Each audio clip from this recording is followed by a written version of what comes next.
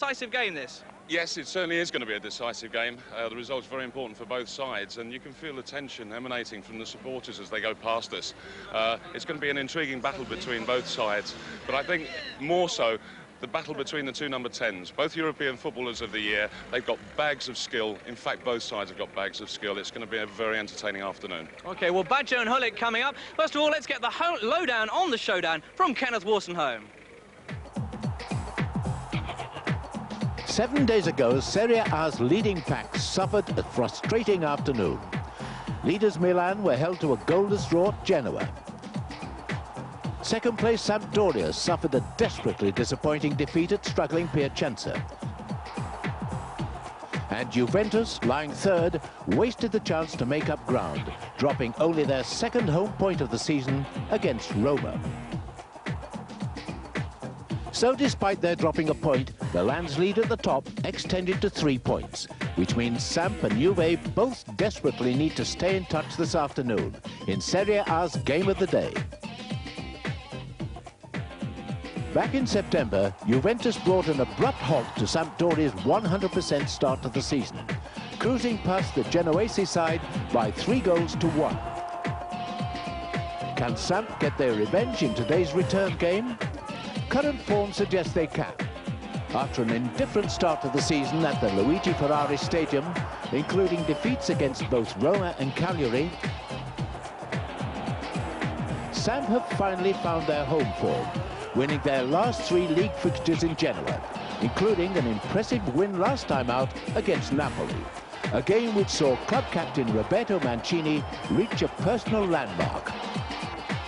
Sansano, Hullet. Mancini, still Mancini, and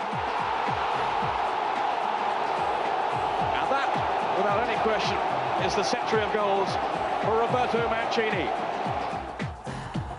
Mancini's century of Serie A goals made him part of an exclusive club which amongst current players has only one other member, Juve's captain and number 10, Roberto Baggio, who hit his 100th against Genoa back in October. The confrontation between the two men, generally accepted as Italy's most talented players, is perhaps the most intriguing aspect of today's game. Mancini, currently acting as Baggio's understudy in the national squad and overshadowed at club level by Ruud Hullet, has been unhappy with his form this season, which perhaps has more to do with the unfamiliar lone striker role he's been asked to play than the ever-loyal Mancini will admit. Today's game provides a perfect opportunity for 29-year-old Mancini to prove a point to himself and to the footballing world by outshining Baggio, the player currently rated the world's best. But it won't be easy. Baggio's form has been the major factor in Juve's successes this season. With 11 goals so far, the 26-year-old superstar is well on the way to his best ever tally in Serie A. Juventus have mounted a convincing title challenge in the face of some crippling injury problems. Most notably, Gianluca Vialli has appeared in only a handful of games.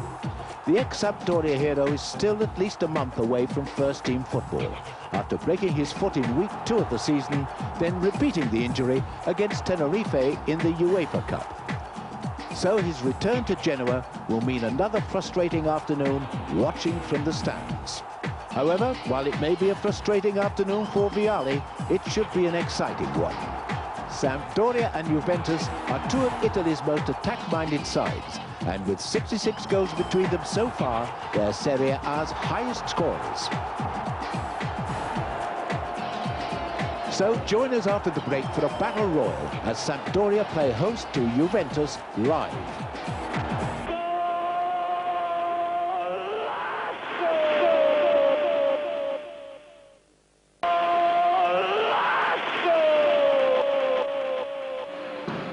Welcome back to the Luigi Ferrari Stadium in Genoa. We're enjoying a splendid afternoon of sun here, clear blue sky and everything. Hope the weather is as nice with you back in England. As you can see, a nice full stadium as well, and a tremendous atmosphere for this visit, as we say in English, of Juventus to Sampdoria. Banners and flags all over the place. A typical one right behind me. Oi, oi, oi, oi, oi, oi, oi, oi, Luca Vialli. Corner con noi, a sort of rhyme scheme that Haircut 100 made famous that, but one of many banners here calling for Vialli to leave Juve and come back to Samp. Well, that's a discussion for the future, but at the moment the tension and the atmosphere is all about this afternoon's game. These two clubs, of course, the two real contenders for Milan's title, the two that are left really in Serie A, and after disappointing results for both teams last Sunday, and Milan now 3 points clear in Serie A, it really is a make or break time for these two this afternoon. That's very much the theme in this morning's papers as well. Gazzetta, Mancini or Baggio, which one of you is going to be the anti-Milan? And Tudor Sport as well, announcing that today is not just an ordinary game, it's the semi-final of the Scudetto. Dramatic stuff there, but certainly even though nothing is promised to the winners today, whoever loses is going to suffer a very major dent indeed in their championship chances. Well, I have to say that Baggio or no Baggio, the smart money is on that team being Juventus. How smart is your money though, Malcolm? Yeah, well, my money's probably maybe not very smart, because I'm putting it on Sampdoria this afternoon, and the reason for that being is the Sampdoria, they play Hullet up front on his own, and I don't know whether there is enough footballing intelligence in the Juve defence to actually cope, not just with Hullet on his own, but the very late support that comes from all over the pitch, and it comes so quickly.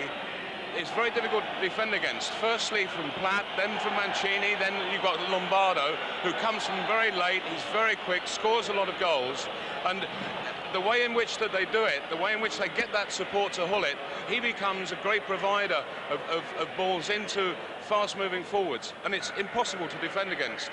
Well, I know that before you were saying that you felt whoever was going to win today will go on to catch Milan. What makes you so confident with Milan already 3 points clear? Because I'm seeing things breaking up a little bit in Milan, and I've got a feeling that there's just the start of a little bit of crumbling going on there, and I do feel that both Sampdoria and Juve have yet to show their best, and particularly maybe Sampdoria, they've had to change their style a lot to accommodate Hullet, to get used to it, and now they're starting to really benefit from what he has to offer. Well, I know you're a major fan of Ravanelli in the Juventus squad, but a player who equally doesn't get as much of the limelight as perhaps he deserves in Samp is Lombardo. He was excellent when we were here 2 weeks ago for them against Napoli. Well, Lombardo looks even older than Ravanelli with his balding head, but that's very, very misleading. He is one of the quickest players in Italy, knows where the goal is, but he plays from very, very deep, and then he makes such very late, very deep and telling runs, and he makes it into the danger areas, and I'm sure we'll see a goal from him today. Yeah, well, let's hope we'll see some goals today anyway. Over now to the coziness of the commentary box, where we join Ray Wilkinson, the man who by now must know why they call Ray Butch Peter Brackley. Thank you, James. Good afternoon, everyone. It's the day's outstanding match in Serie A, that's for sure. The two leading scorers then in Italy's top flight this season, unveiling their respective talents in front of this very enthusiastic crowd in Genoa. And my, how these two teams must have been kicking themselves last week at their failure to capitalise on yet another goal this afternoon for the leaders Milan. Neither side can really afford to slip any further behind today. Indeed, hopefully both points will be the priority. Milan clearly aren't the dynamic force of old, but still have to be caught. And while they continue, as seems to be the case, to pick up at least a point every week, well, it does rather put the onus on the likes of Sampdoria and Juventus to start stringing some winning performances together. Big day, of course, for David Platt. Sensibly, he's playing it down as best he can amidst all the media hype surrounding the game. But make no mistake, he'll be extra keen to impress in this one, and hopefully prove a point or two to Juve's coach Trapattoni, the man, of course, who released him from Turin. The number 9 shirt for Platt, and much relief in the Sampdoria camp that Ruud Hullet, the Dutch star, who's been such a phenomenal success since his move from Milan, has recovered from a damaged ankle. Obvious comparisons to be drawn today, of course, between the two number 10s, the two Robertos, Mancini of Sampdoria, Baggio of Juventus, which I wonder will prove the most inspirational. Roberto takes his place in a Juve side that's been frustratingly erratic away from home. Their prospects hindered today by the absence of their main defender Jurgen Kohler, who's suspended, but enhanced by the return of both Carrera and their attacking fullback Fortunato. Two genuine title contenders taking centre stage. Sven-Goran Eriksson there, the coach of Sampdoria, and Peruzzi, well, he'll be hoping to prove his point too, with Pagliuca of Sampdoria at the other end. Two of the men at the moment very much heading for the World Cup finals, of course, with Italy. Sampdoria in third place against Juventus, who are second. Ray Wilkins, your thoughts on this one?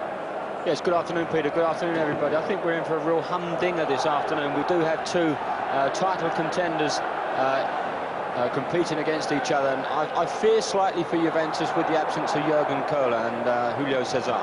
I really don't. I think they look a little bit brittle without those two chaps, and it could be a very interesting afternoon defensively for Juventus. But going forward, as you've already stated, they do have Roberto Baggio, possibly the best footballer in form in the world at this moment in time, and a really great player.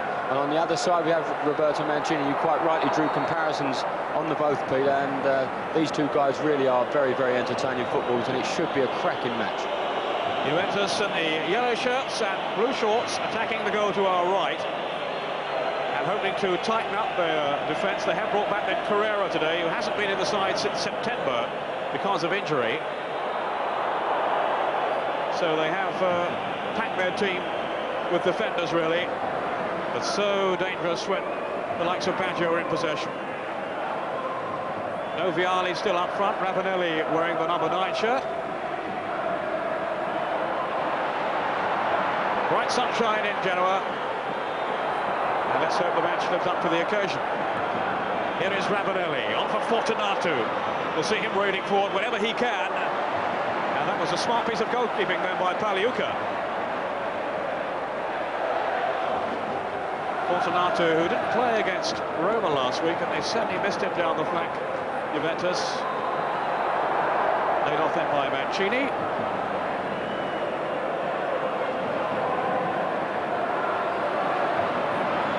Lombardo, who's been so influential in recent matches for Sampdoria, and he's scored 3 times in the last 4 league games, 1 in the cup as well.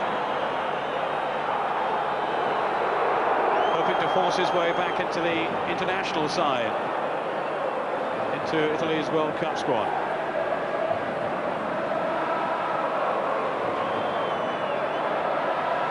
Too long for Hullet.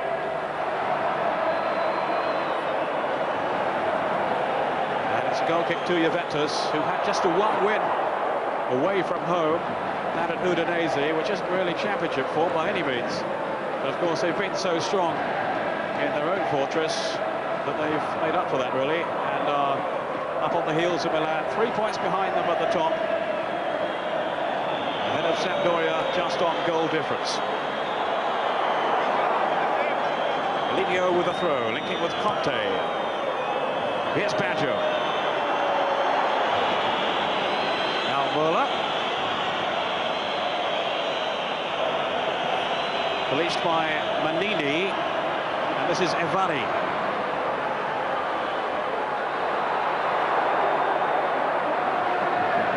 Jugovic. Hullet, excellent pass. Now Serena. Still keeping out Marco Rossi, Serena. Rossi, who's been out through injury, but is on the bench today, although he had a setback again in the week with another knock. Jugovic on for Hullet. He's taken on a new lease of life with Sampdoria. At 31, no way has this man finished. Hullet's cross was a dangerous one too. Lombardo at the far post.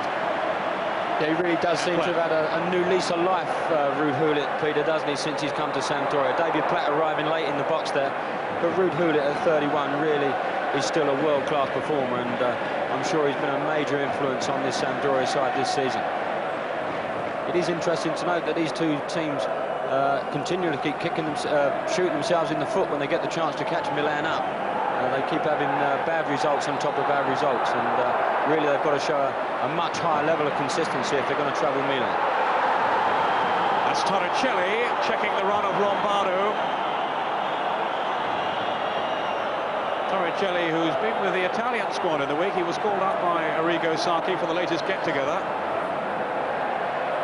After some excellent displays for Juventus this season, Torricelli, the man who wasn't really expected to hold down his place with all the new arrivals, but he's done so in style. Bjerkevand powering forward. Shot from Hullet.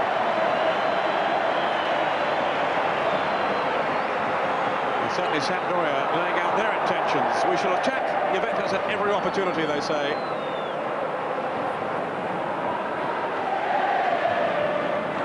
And Peruzzi may be in for a busy afternoon. Now, another big game today. Parma at home to Lazio, and Parma have taken an early lead through Di Chiara, who's been on the bench, I think, for the last couple of matches, but he's back with the Vengeance today and has given Parma the lead against Paul Gascoigne's team, Lazio. Delivio. One of Juventus' successes against Roma last week, although they were helped to a goalless draw. He's settling well down this right side for Juventus.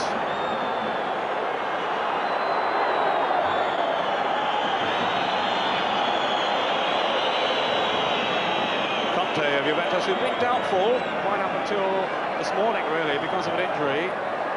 Also picked up from that Italian get-together.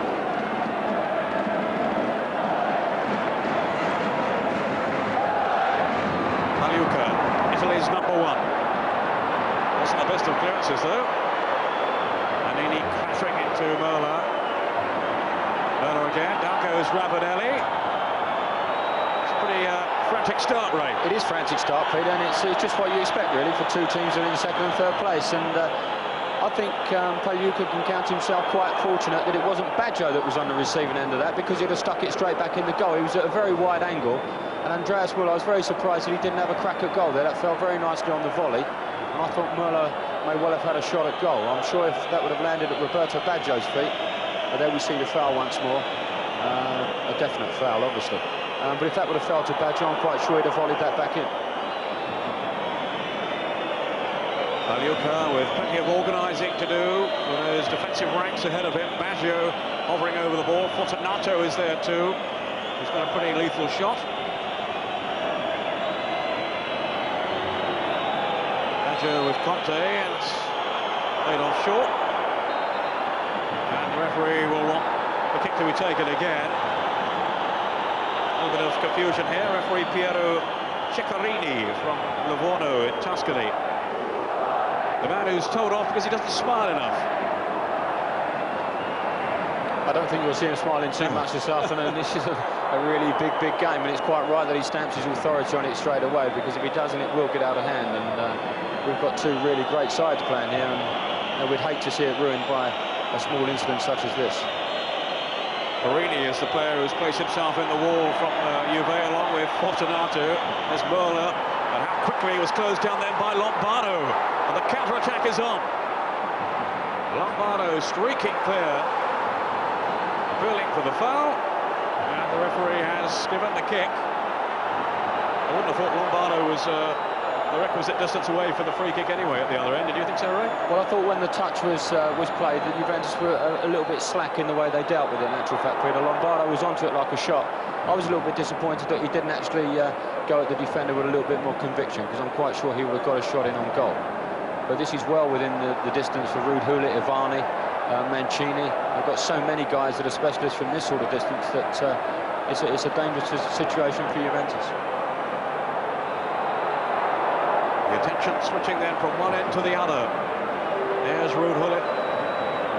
11 goals in Serie A so far this season, his best ever tally in Italy's top flight. Not much to be said about that, though. No, that would have gone down better at Cardiff Arms Park, I think, Peter, that one. But he's just warming himself up, the big chap. He's been pretty happy with himself this season, and it's been a delight to actually see him play.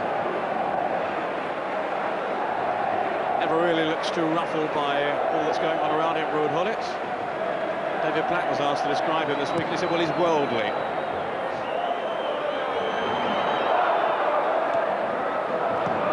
Certainly, David has found an inspiration to play alongside Gullit. Notari with the clearance. Ravanelli working so hard as ever. Ivani, Mancini. Now Ravanelli to Baggio. That's Viercovot snapping back at his heels. Still Baggio. Ravanelli, great turn away from Manini. Now a chance for Mola. Oh, and he set it up for himself delightfully then. Magliuca furious with the marking ahead of him. But what a run then by Andreas Möller. Wasn't it? Absolutely fantastic football. A superb piece of football from Roberto Baggio to start it off. A great ball through to Ravanelli, and that run from Andreas Möller. He should really have hit the target, but he did exceptionally well to get into that position, and that was really great football. I think the game started off fantastically well, Peter. I think we're in for a good afternoon. Möller will take the corner.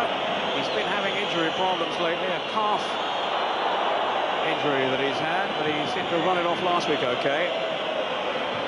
Out by Hullet. Jugovic couldn't make it. Delivio. Möller again.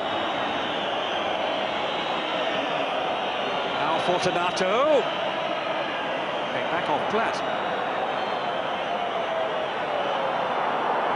Manini was rather casual then. 10 fairly hectic minutes into the game, no score. Yeah, just looking back at that corner kick, I'd have been very disappointed if I'd have been Andreas Möller. I think that was a fantastic cross he hit in from the corner kick, and someone really should have been getting in on the end of that. It was Ruud Gullit that cleared it, but it fell invitingly on the 6-yard box in the middle of goals, and I think he could have expected one of his teammates to get in on the end of that. Good to see, Ray, that Juventus are showing plenty of attacking ambition early on. I think they always will do with their manager, Peter. I think Trapattoni's a fantastic coach, and you can see the way Juventus have started off in a really aggressive fashion. But that just portrays, I think, Trapattoni. Ivani on for Lombardo. And the flag was up for offside. We're seeing some cracking football, aren't we? We're seeing some great passing movements, some great running off the ball, and defensively both sides have got to be very, very alert and concentrate, because attacking these two sides are quite exceptional. Conte trying to slip it on to Möller. He was lucky to find him. Given away that by Möller. Rare mistake by him. Player who's been an absolute revelation, really, Möller. And it was he who kept David Platt out of the Juventus side for much of last season. David Platt, who felt he had something of a straitjacket role, Willie, with Juve, but is much freer now for Sampdoria. And here he is trying to release Hullet, but failing to do so. I think David Platt was very unfortunate to find himself in the same setup as the likes of Möller, Cesar and Jurgen Kohler, and David being the fourth foreign player wasn't really going to play when those three guys were fit, and it was a bit of a frustrating situation for him. And you've mentioned how much they'll miss Kohler today. Also Julio Cesar, the Brazilian, who's a long-term casualty. So they've got two key defenders missing. They've had Carrera out as well, so they've certainly had some switching to do at the back and some readjusting Juventus. And generally they've coped fairly well. And of course Torricelli has done exceptionally well. And also young Notari when he's come into the side. Ivani, hounded by Ravanelli, who fouled him.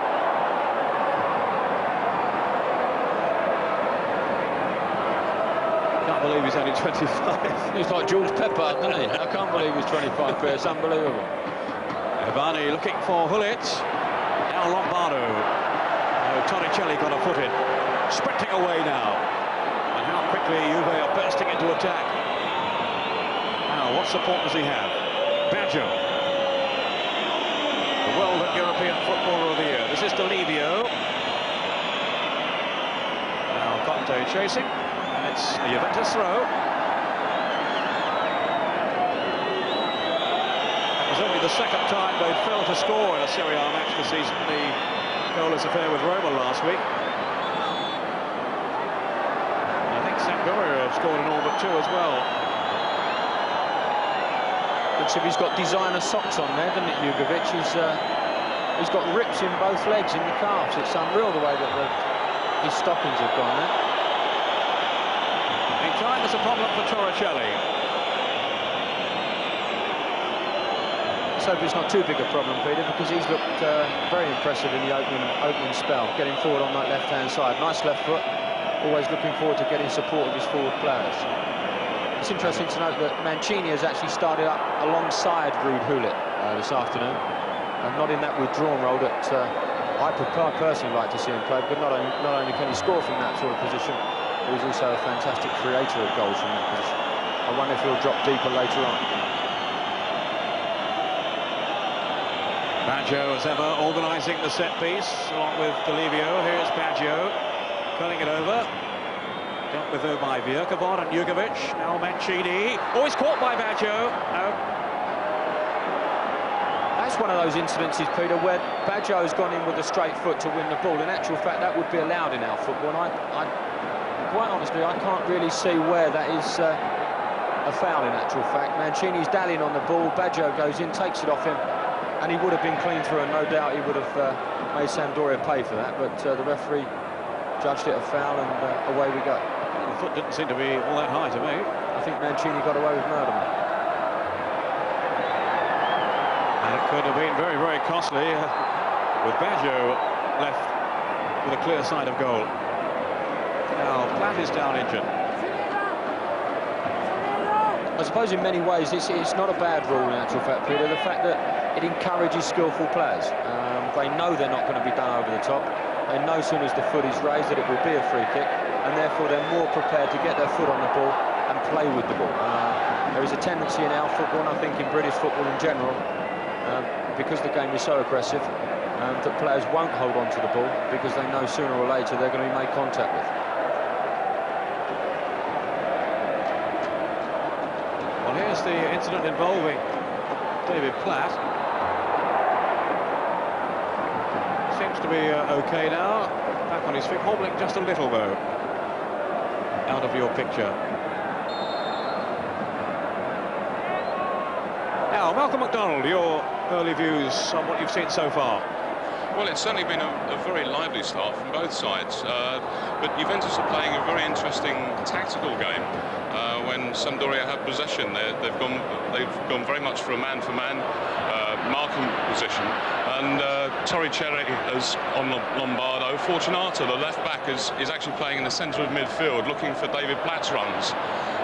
But I don't know whether Torricelli has actually got the pace to cope with Lombardo, and I think that there might be a lot of danger coming from this situation on the right-hand side of Sampdoria.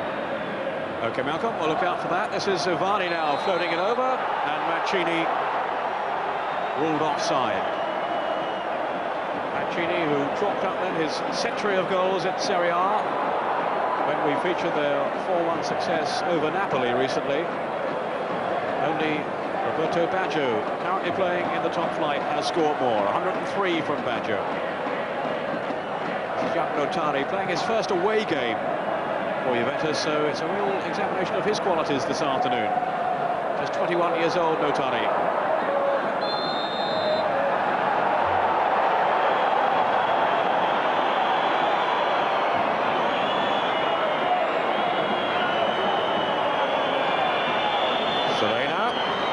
Pursued by Baggio. Wasn't the best of clearances, he's only found Delivio. Didn't have the pace though to get away from Jugovic, but he was checked anyway. And the referee has awarded a free kick.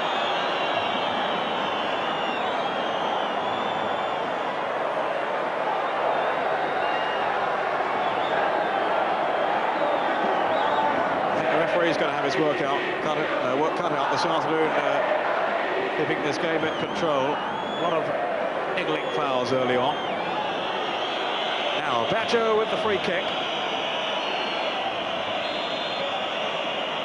Ravanelli not there because Hullet was underneath it, and the whistle's gone anyway in favour of Sampdoria.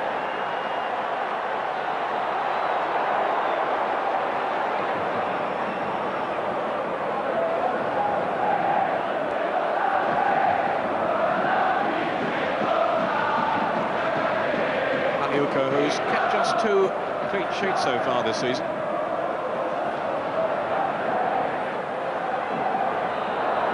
But is certainly regarded as the top man in Italy, with Peruzzi not far behind, along with Marcagiani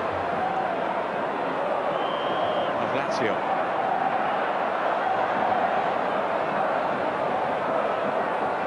Lombardo taking the free kick for Sampdoria, up towards Hullet.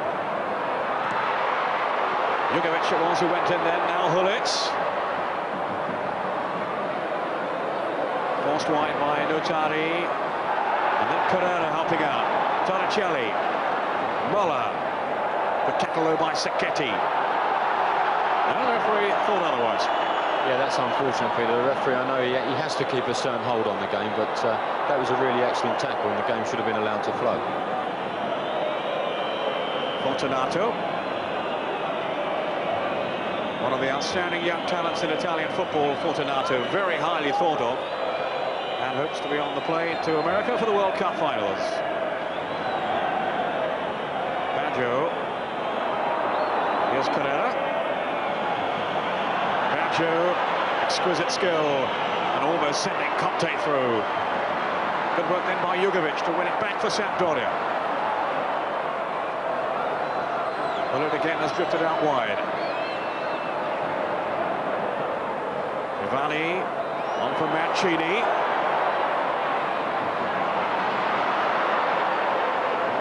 Lombardo. Cut out by Torricelli. Here's the counter-attack now. Ravanelli, for Baggio. Sampdoria having to backpedal. Oh, a dreadful pass by Baggio of all people. Yeah, I think you can see his reaction as well, Peter. That was such an easy pass for the likes of Roberto Baggio, and he'll be disgusted that he didn't put the Ravanelli clear on goal. Down goes Hullet. No question, though, of a penalty. Mancini looks very out of sorts, I think, Peter. He looks, it's a bit of a lacklustre performance from him this afternoon up to now. He's every time he receives the ball, he's stopping it. Normally he's on the move with the ball and creating things, and there he is in the picture there. He really doesn't look himself this afternoon. Whether it's all got on top of him, the Baggio-Mancini confrontation, I don't know, but he certainly doesn't look like the player we've seen in weeks gone by. Now, David Platt had just got off the field for some urgent attention. He got a knock a couple of minutes ago, and about to reappear now.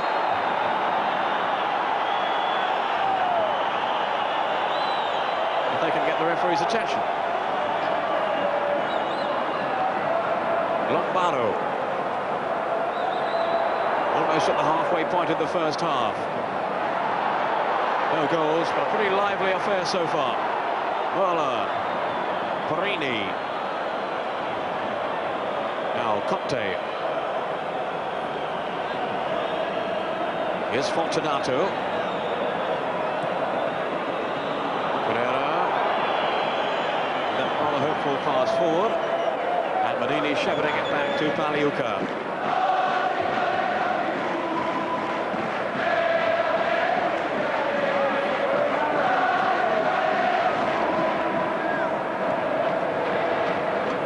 Conte down for Delivio. Vani.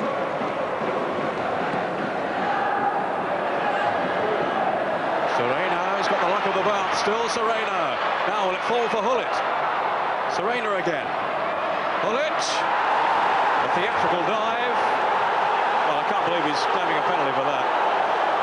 I don't know, Peter. I think Hullet deliberately touched it through the defender's legs, and I think he definitely made contact with him. I think the thing that went against Ruud was the fact that he made such an enormous jump up in the air. I think had he had made it look slightly more realistic, I think he'd have got that. Maybe we'll see that again in a moment on the replay. I think you've been away on too many light entertainment programs. I think I have, mate. Mr. Blobby, wasn't it? Dearly me. Good to see you managed to fit in a game of football yesterday anyway. Well yes, done. That's right. It's nice to be back on a football field. Torricelli. No doubt you'll be on at half-time at one of the commercials, though.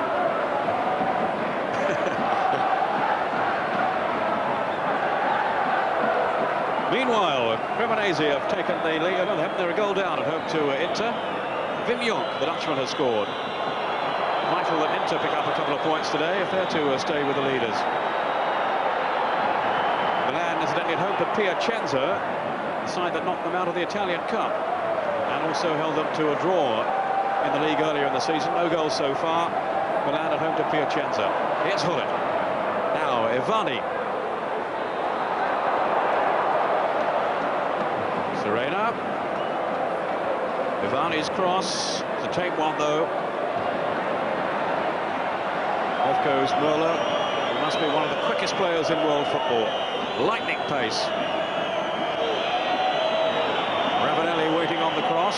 Baggio arriving as well.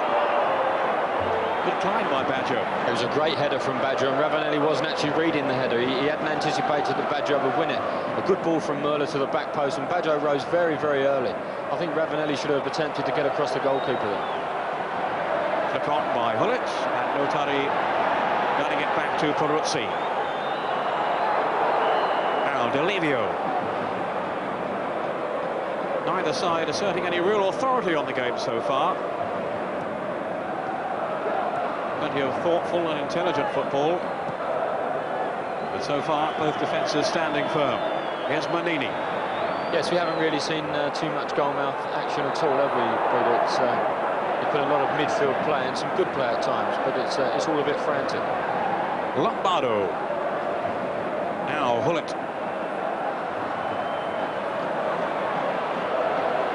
No telepathy there.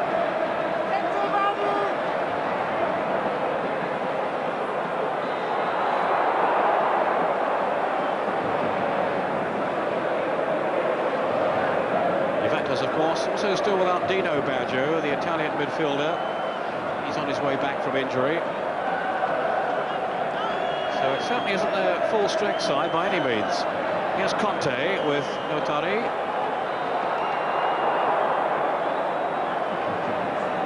Conte again. Covers so much ground for Juventus. And a careless pass. Lombardo. Sacchetti had continued his run forward, as he often likes to do for Sampdoria. But now it's Baggio. He's overhit the pass in search of Merla.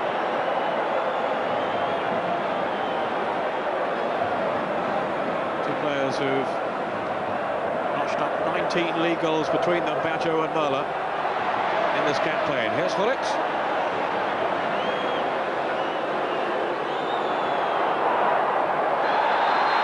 Down goes Mancini, and he has been penalised. I think. Well, maybe not. Oh, I can't believe he's given the penalty there. My goodness, I can't believe that either, Peter. There was the one with Hullet before,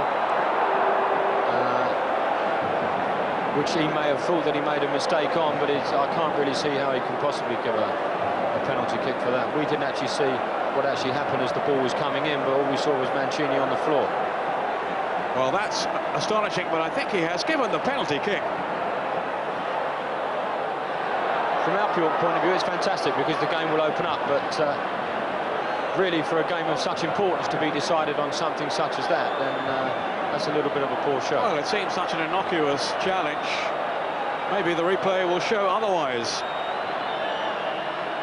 Now Lombardo, who scored last week in the defeat at Piacenza, but that was after David Platt had left the field. Platt, who missed one in the game against Napoli that we covered.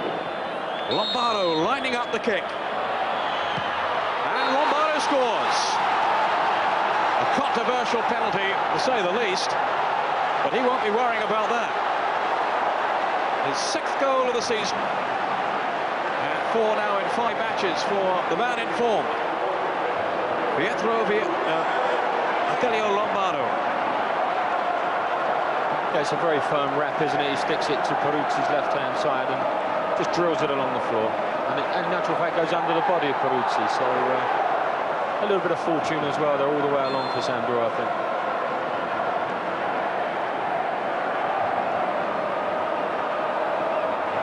As Peruzzi got down, but unable to smother the shot. So Sampdoria take the lead. Baggio. Delivio. On from Merla. Delivio. Ivani to hook it clear. Up in search of Hullet. He's having a great game, the big chap up front, Hullet. He's really is a dynamic character. He gets that body in between the opponent and the ball, and he's very, very hard to shake off. And because he has the ability to hold it up so well, it enables his midfield players and the likes of Mancini to get up and support. Platt. Now Lombardo. The Knockout was from Jugovic. And Vierkovon. Very close then to his first goal of the campaign.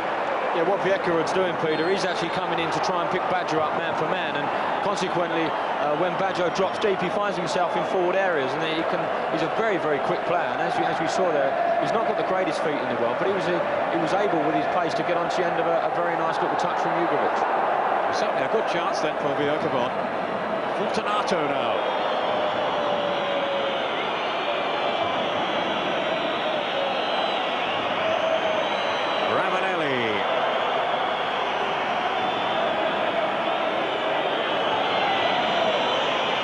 Ball in. Conte. Good strike. And Pagliuca, though, right behind it. And Juventus look to come snapping back at Sampdoria after the setback of conceding the penalty. David Platt still seems to be struggling. Yes, we really haven't seen David at all over this afternoon. We saw him get in the box for one header, but apart from that, we really haven't seen him involved in the match.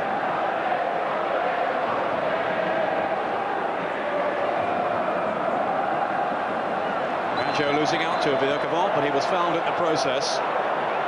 Fortunato taking the kick quickly. Conte now sliding along to Ravanelli.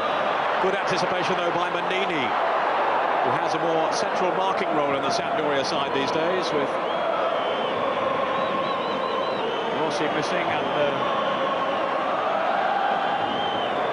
he certainly slotted in well to his new role. Sacchetti.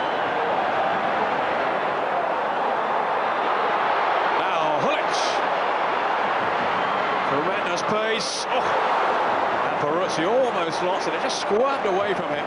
And there was no one following up. And just as well for Juventus that nobody was. Marvellous football that, Peter. Great running off the ball from Hulit. What a target for players to hit. They see that man galloping away. And you can miss-hit the pass for 20 yards and the chap will still get it. Absolutely phenomenal athlete. Terrific stuff.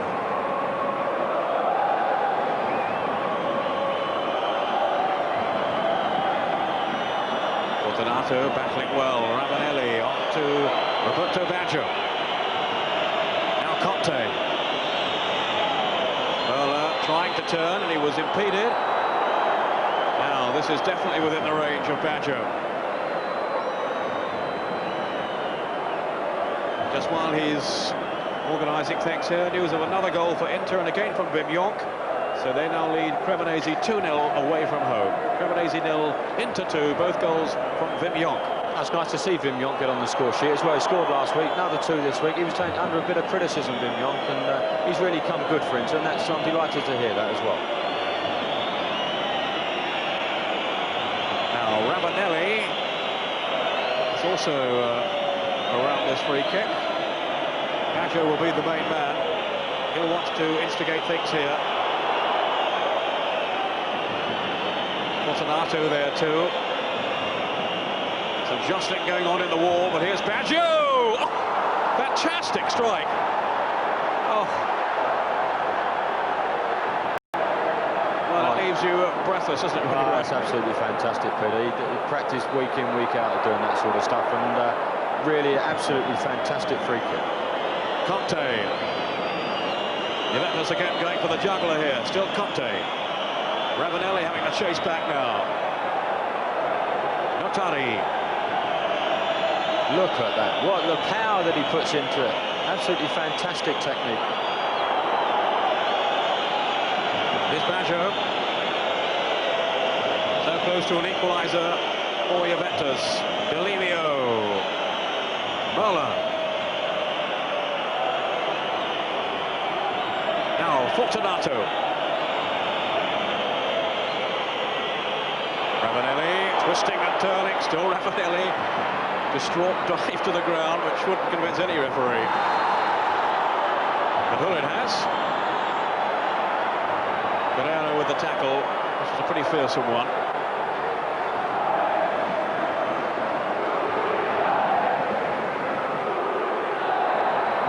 Right through the back then of Hulit. Yeah, it's not a very pleasant tackle, but Hulit making himself available again. I don't think he wanted to be upstaged this afternoon by the 2 number 10s, and really has come into his own. But it's nice to see Baggio. Baggio really is attempting to get involved in everything that Juventus do, and he's starting to look quite impressive.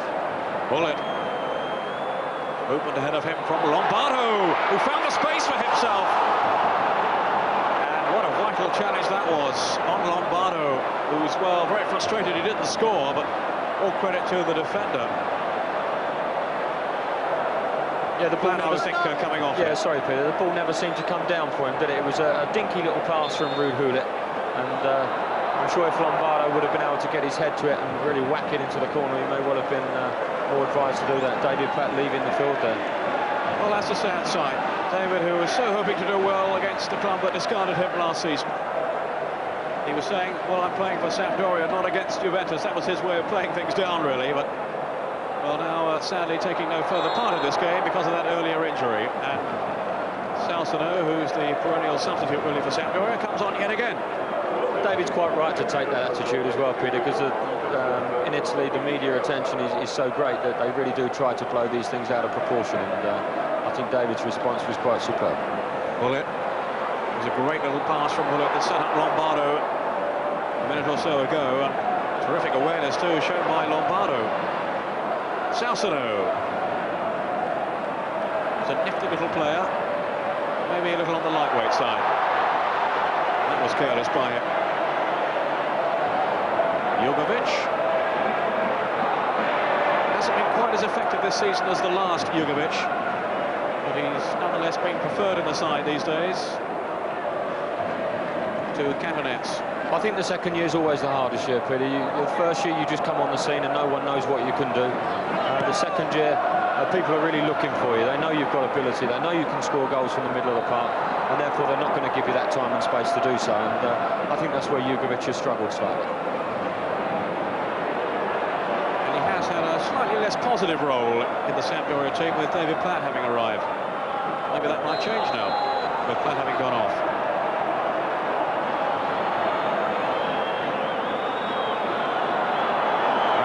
Very hard to contain. He's such a forceful, belligerent player.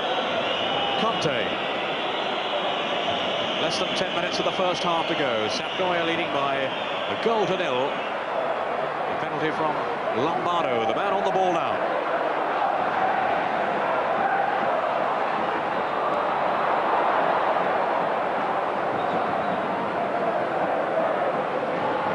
Conte.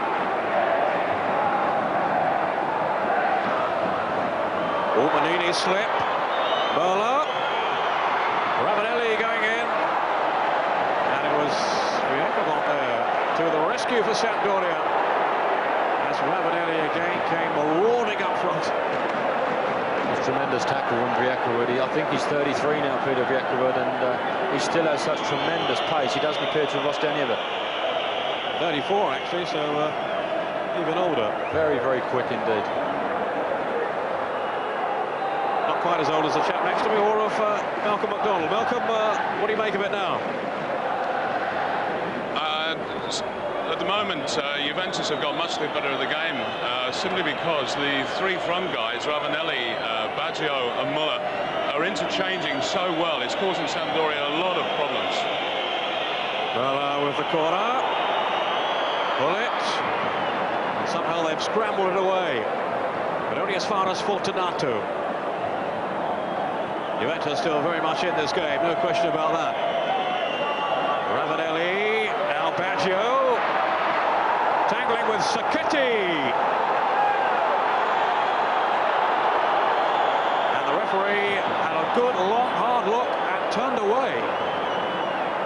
Yeah, Sacchetti was very, very hesitant, and Baggio doesn't need asking twice, and he was onto it like a flash, and it was a little bit unfortunate. Well, when we see the penalty that actually Sampdoria actually got, you could say that Juventus had a bit of a claim there.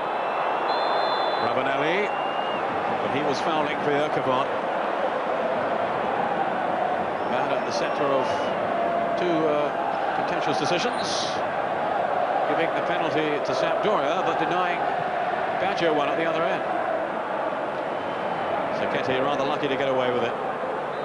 Fortunato, in goes Lombardo bravely. Bullet. Now Ivani toiling away in midfield for Sampdoria, but here's Delivio. Now Perini. Fortunato in this more central role today. Lombardo. Now, does he have the pace here to scamper past Torricelli, who's fighting to get back at him? Salsano with Hullet. Salsano again. Hullet's gone into the middle. And Hullet couldn't direct his header onto goal. Ruled back in again by Mancini. The presence of Hullet in the 18-yard box here clearly unsettled Juventus. Ivani. And his distribution was poor for once.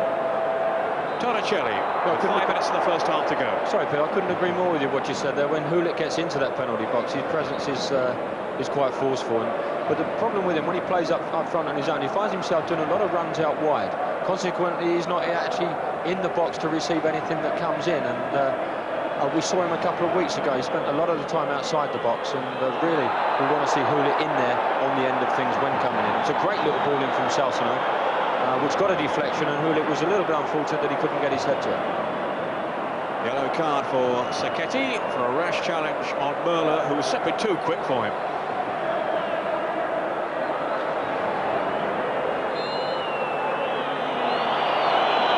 Baggio. Fortunato's gone forward. This is Perini.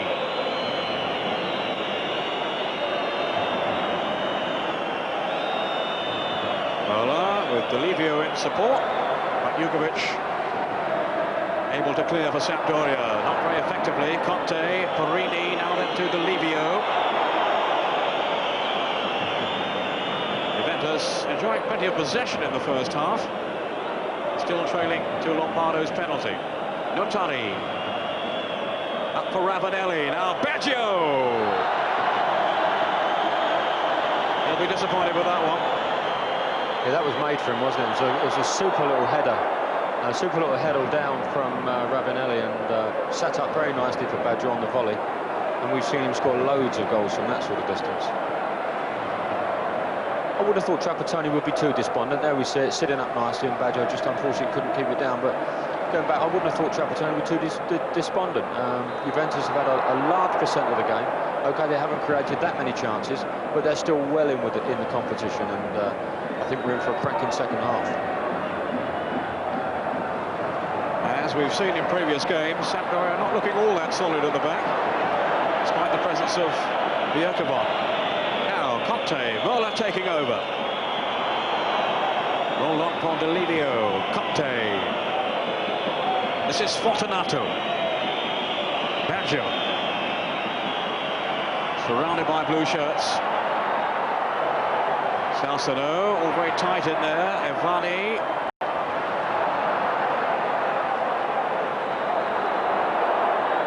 Conte's perseverance wins it back again then for Juventus. Drifting away from Mancini. Delivio. Now Ravanelli.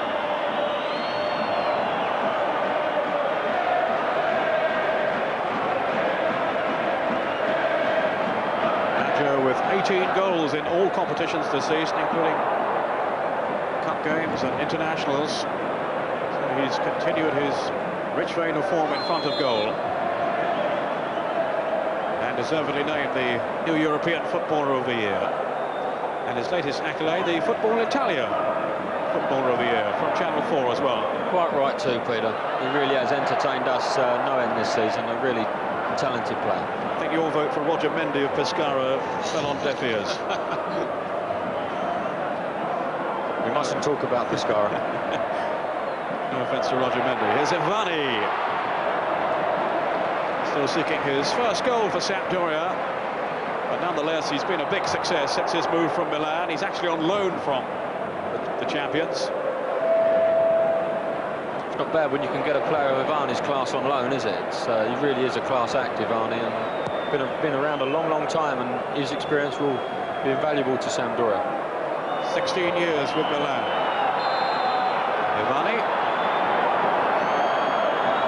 I think that his prospects for the World Cup squad will be enhanced by a move to Sampdoria and regular first-team football.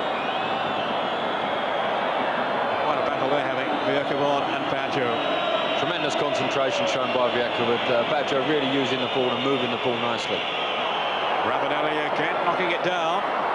Now Conte with a shooting chance. Back off Bonini, Delivio.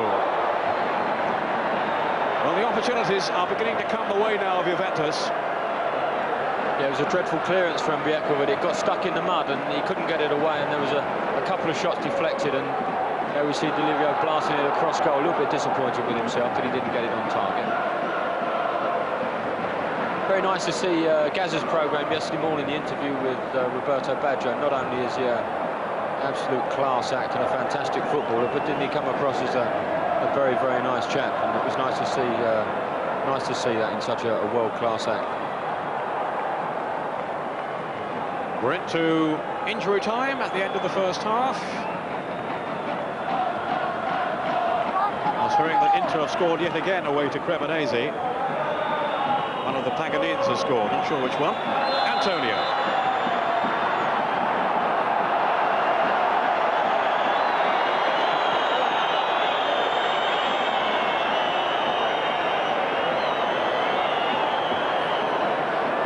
Juventus free kick. Ravanelli. Oh, Sacchetti got it away. Carrera. The Fortunato. Whistles from the Sampdoria fans. The one they want is the half-time whistle.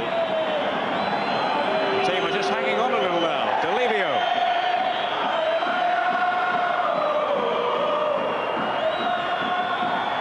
Baggio. Botticelli. It fell kindly for him. Well charged down though by Bjerkevold. So quick to spot the danger. Here's Bjerkevold again. Delivio with the throw, the last few seconds of the half. Ravanelli, Merla. And it was Bjerkevold with a saving tackle. But now Fortunato, still the pressure on the Sampdoria goal. Ravanelli. Really concerted effort this by Juventus, so that one could have killed it.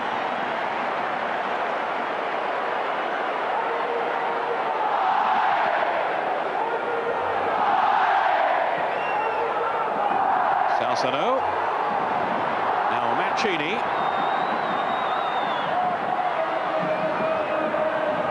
Salsano. Here's Ivani. Jugovic looking for the run of Mancini.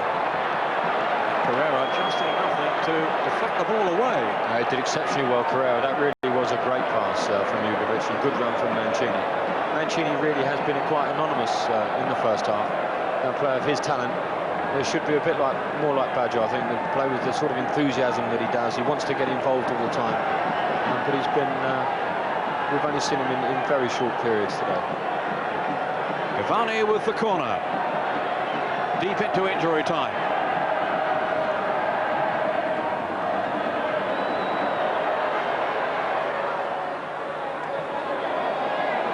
Jugovic. That's another corner, is it? No, goal kick. Debatable.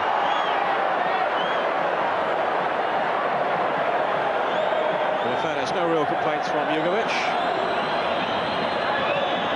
Sampdoria will be happy enough just to be ahead at half-time. As indeed they are, as the half-time whistle is blown by referee Ceccarini, the man who gave the penalty from which Lombardo steered Sampdoria ahead. David Platt taking no further part in the game. Trapattoni, well, he'll have plenty to say at half-time, but maybe, well, I'm sure he will feel his team are very much in contention for picking up at least a point today. But that's the situation at half-time. Sampdoria leading Juventus by 1-0.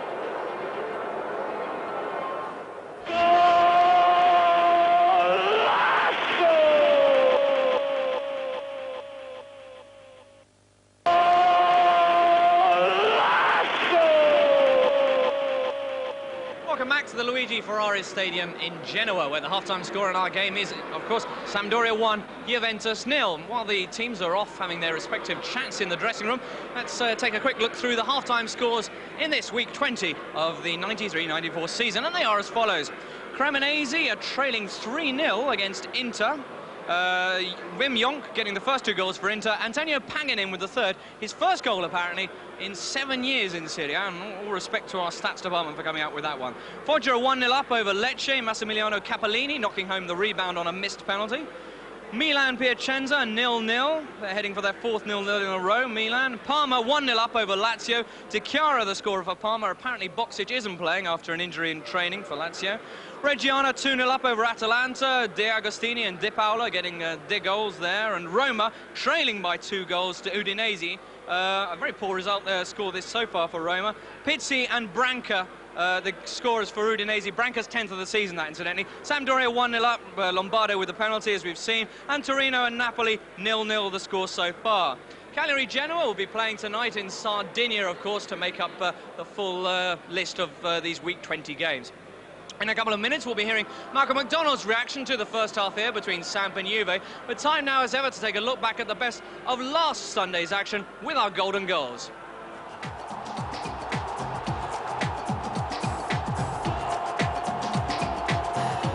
Yes, your chance to look at some great goals. All contenders for January's Goal of the Month competition.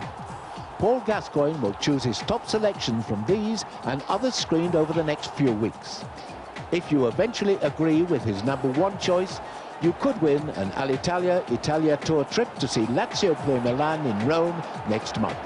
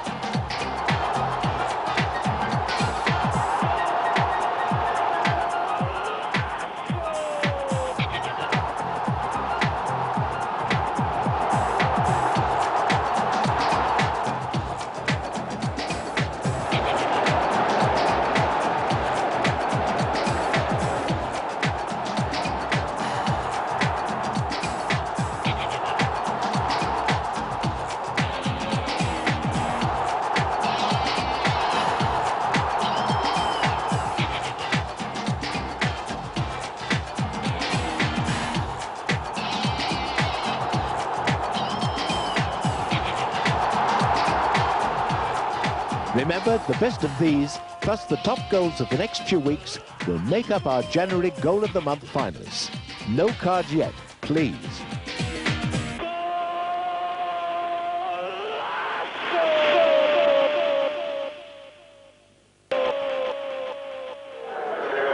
Welcome back to our live match on Channel 4 from Serie A. Right on cue, the second half about to start.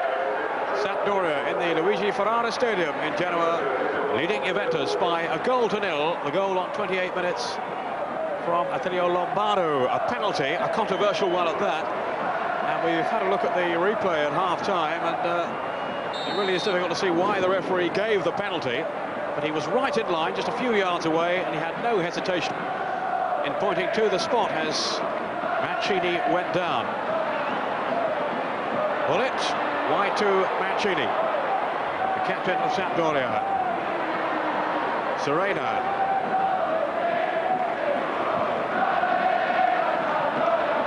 Ivani with the attempted cross in. And for those of us joining late, David Platt had to go off during that first half because of injury and has been replaced by Salcedo. Really disappointing afternoon for David Platt, who was so looking forward to this game. And we'll just hope the injury isn't too serious.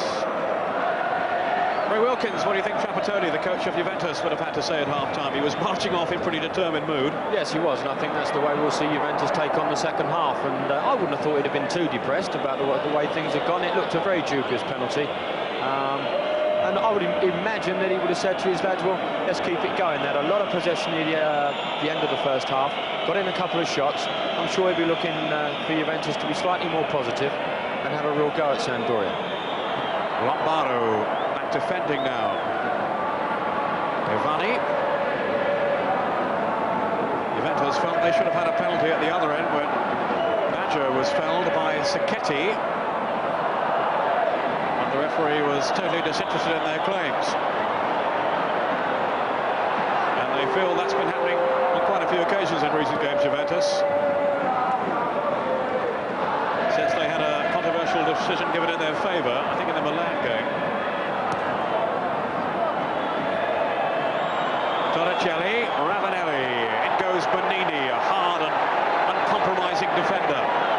He's developed into a very good player, Bonini. He reads the game very well, and that was a very timely interception off of Ravanelli.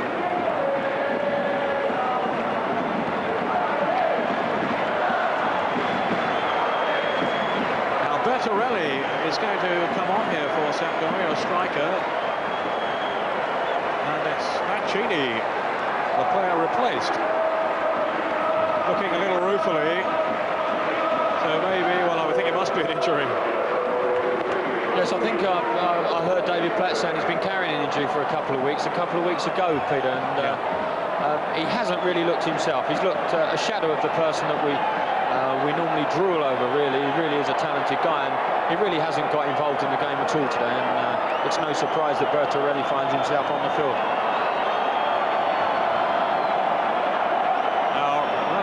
Having to change his shirt. I think he had the wrong number on. That's happening quite a bit just late, isn't it? The wrong number. He's not going to get too cold with he's got 2 vests on, I think. Well, in England now, I don't think they can get the numbers on the shirt sometimes. There's so many numbers.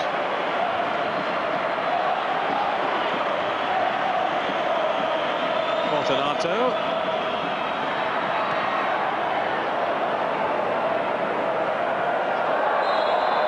Somewhere the other day that someone had made the 25 shirt his own, which is quite nice. Interesting point to note, Peter. I've bumped into lots of referees just lately who really are crying out. I noticed that on the field, yeah. Are really crying out for their black kit back. They wanted me to give it a mention on the Channel 4 show, and they want their black kit back, the referees. Because you've had a campaign about this colour of the kit, haven't you? Yeah, I think it's dreadful. That's Hullit's header. In goes Bertorelli. Just too long for Hullit.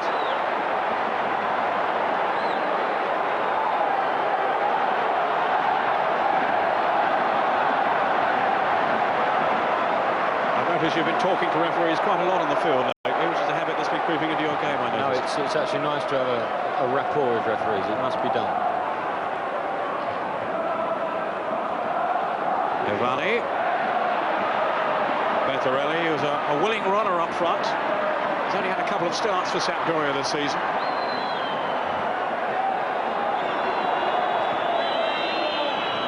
And he was actually part of the deal that took Vialli to Juventus, signed from Ancona merely for that fact. Never actually played for Juventus. They just signed him so they could include him in the package. It's Bertorelli now, on for Lombardo. Racing clear down the right side. Back off Carrera, and Bertorelli with a header. So he's quick to make his mark. That was nice play, Peter. Yeah, he made the initial pass to Lombardo, didn't mess around on the halfway line, got himself in the box and ended up with a header at goal. That was good play from young Bertorelli. Excellent work here by Bonini. Almost releasing Bertorelli,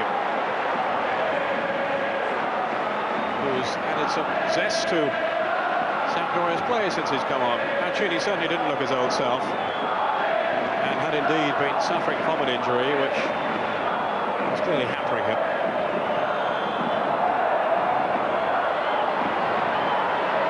Sacchetti tangling with Ravanelli, who is ruled the offender.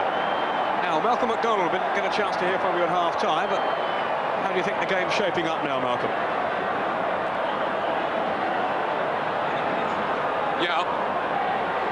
I'm just saying, Malcolm, how you think the game's shaping up? We didn't get a chance to hear from you at half-time. You got to sleep? No, I'm not asleep. No, sorry, I didn't hear you. It's again started lively, similarly to the first half. What I've noticed that Juventus are seeking to do, because they're obviously very unhappy with the penalty, which I think was a diabolical decision by the referee. And what Juventus are trying to do is actually engineer situations identical to that, and put the referee under the test, under the pressure of having to deal with the same situation. Fortunato threading it on. What about the Baggio incident, Malcolm? Did you think that one was a penalty then? I think he's gone now. Lost contact with Malcolm for the moment. We'll hear from him again a little later on.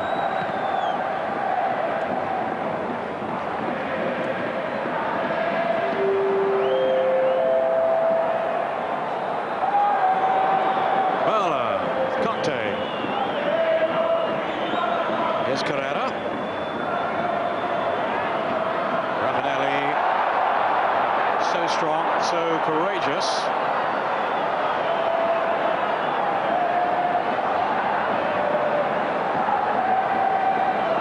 Here's Lombardo. His goal divides the two teams. Salcedo. Ivani.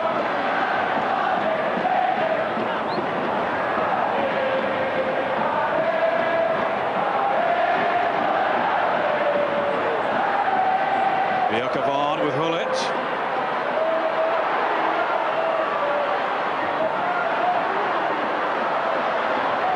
Control. Well, he's a player to marvel at, Ruud Gullit. Still, they can't get the ball back off him. Now that looked as if his legs were whisked away there. Wasn't that fantastic action, Pete? He was quite right in saying about the ball control.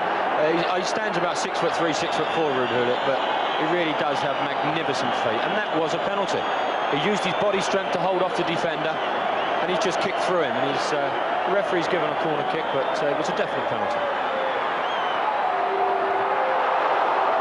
Still, there's danger in that Juve penalty box. They haven't really cleared it yet. Sacchetti, off goes Gullit again.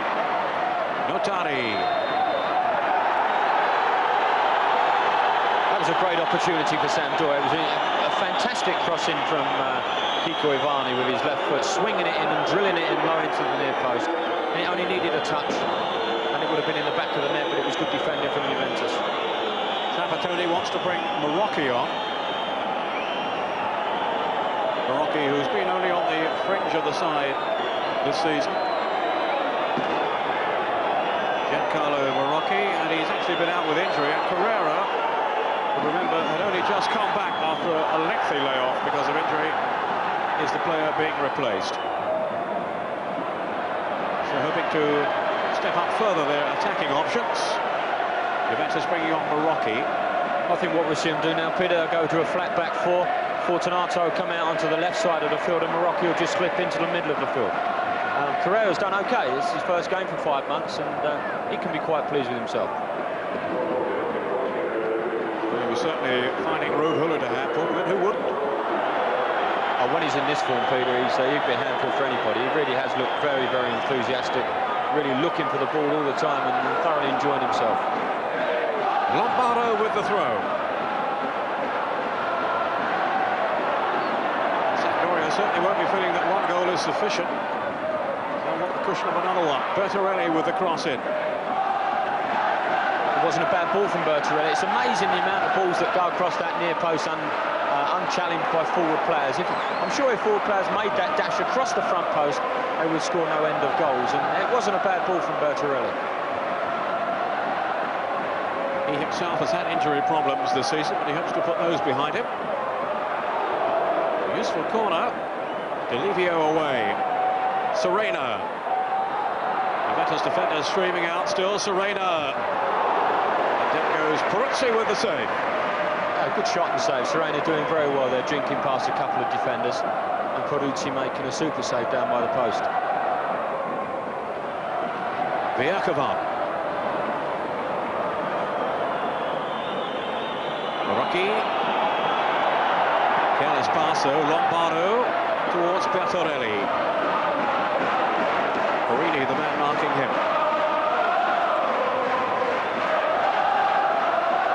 Salcedo.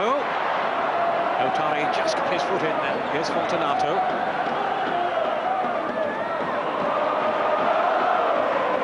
Jugovic to fetch.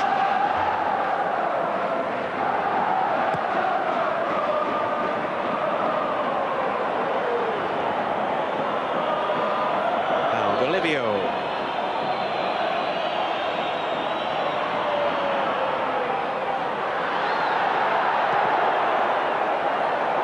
Aliuko only finding Marocchi.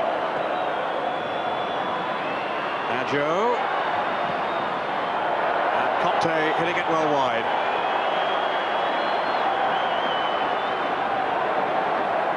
He's a workhorse, Conte, isn't he? He gets up and down the field all day, and he really does complement the likes of Baggio and Andreas Müller.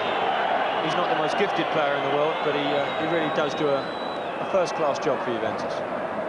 And clearly in the thoughts of Arrigo Sacchi, the Italian coach. He's been called up for the last couple of squads now, Conte, without making the team. This is Conte on the ball. Marocchi, the former Italian international. Bullet. Marocchi tackling back at him. Maybe a little harshly there, penalised.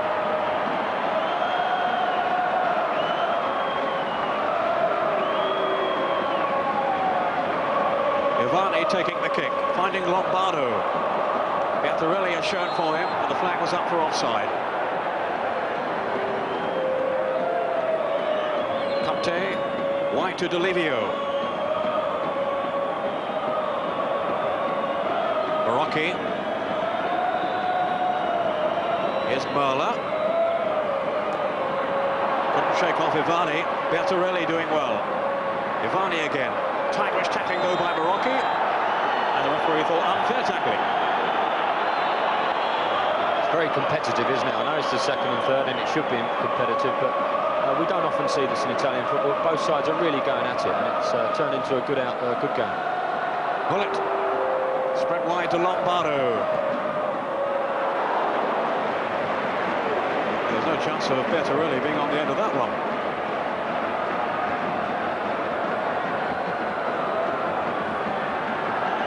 News of another game. Foggia have scored again. They're now leading Lecce by 3-0.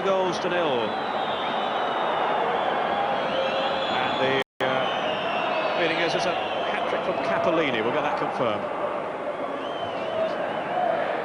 Foggia 3, Lecce 0. Lecce, of course, the bottom club in Serie A and in deep trouble. Well, though, to hold Parma to a draw last week. Salsano. And support from Hullet. As keen and as enthusiastic as ever, Ruud Hullet. Lombardo almost touching on then to Bertarelli. Appeal for handball turned down. That's what I was talking about in the first half, though, Peter. Hullet has actually come out of the box, taken the ball off Salsano, who's more than capable of hitting a good ball into the box. He's come out of the box and taken away, basically, the danger from Juventus. He'd have been far better off staying in the box and being on the end of a good Salsano cross. Aliuko's long clearance. Bullet's challenge, out by Perini. Had an hour now. Sampdoria still leading by a goal to nil. Jugovic to Lombardo, who scored that single goal. Sacchetti.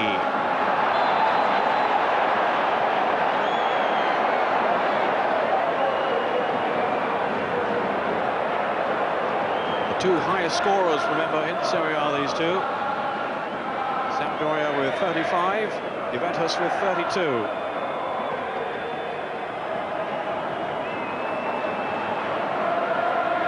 We heard still no goals in the San Siro. Milan at home to Piacenza. Baggio.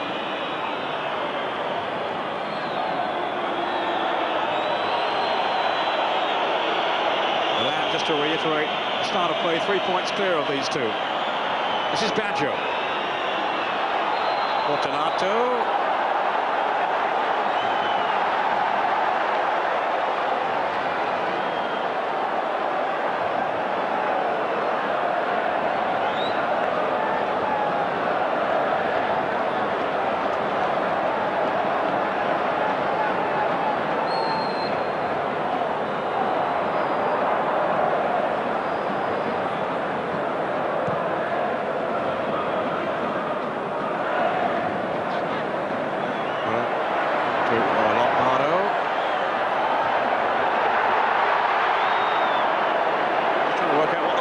Doing just now. I think he's booked Fortunato. quite sure why. I wasn't quite sure actually, Peter. But There's Fortunato now. Yeah, Fortunato did have a rather rueful look on his face as he was walking back, so he could well have got a booking. Yeah, something set out of place, I think. Peruzzi did very well with that back pass just then, Peter, didn't he? That was a bit of a driller that they threw at him, and he dealt with it very nicely with one touch. Lombardo there, who caught Fortunato.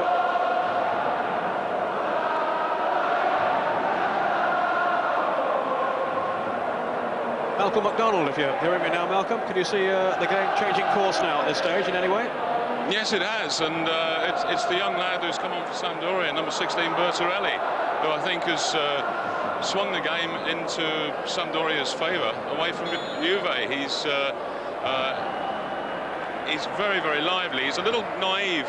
He's gone running early at times and has gone into offside positions. But nevertheless, he's prepared to run and attack the defenders, and it's allowed Hullet now to take up different positions, and the whole game basically has changed, and Sampdoria are very much on a high. Thanks, Malcolm. Conte away from Hullet, not though from Lombardo. Hullet again. Now Ivani. Serena had made the run outside him, but it was spotted by Di Livio. Bertarelli. Hullet making the run through. Here's Hullet. Off Fortunato and harmlessly through to Peruzzi. Promising attack comes to nothing. Ravanelli with Viercavon. Lombardo, no foul on Marocchi. Hullet. Picked out Bertarelli. What a marvellous pass that was there by Hullet. Good defending though by Notari. Di Livio, skillfully played. Now Conte, caught though by Salsano. Didn't really have the pace though to accelerate clear of Conte. Di Livio making sure the referee saw it.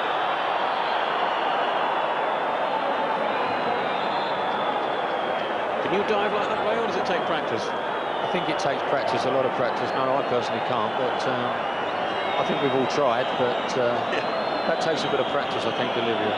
Now Gallia is going to come on in place of Fortunato, who did have that injury a few minutes ago. Gallia, who started the game against Roma last week, but left out for this one, and certainly hasn't been as impressive as he was a couple of seasons back, when really he was Juventus' best player.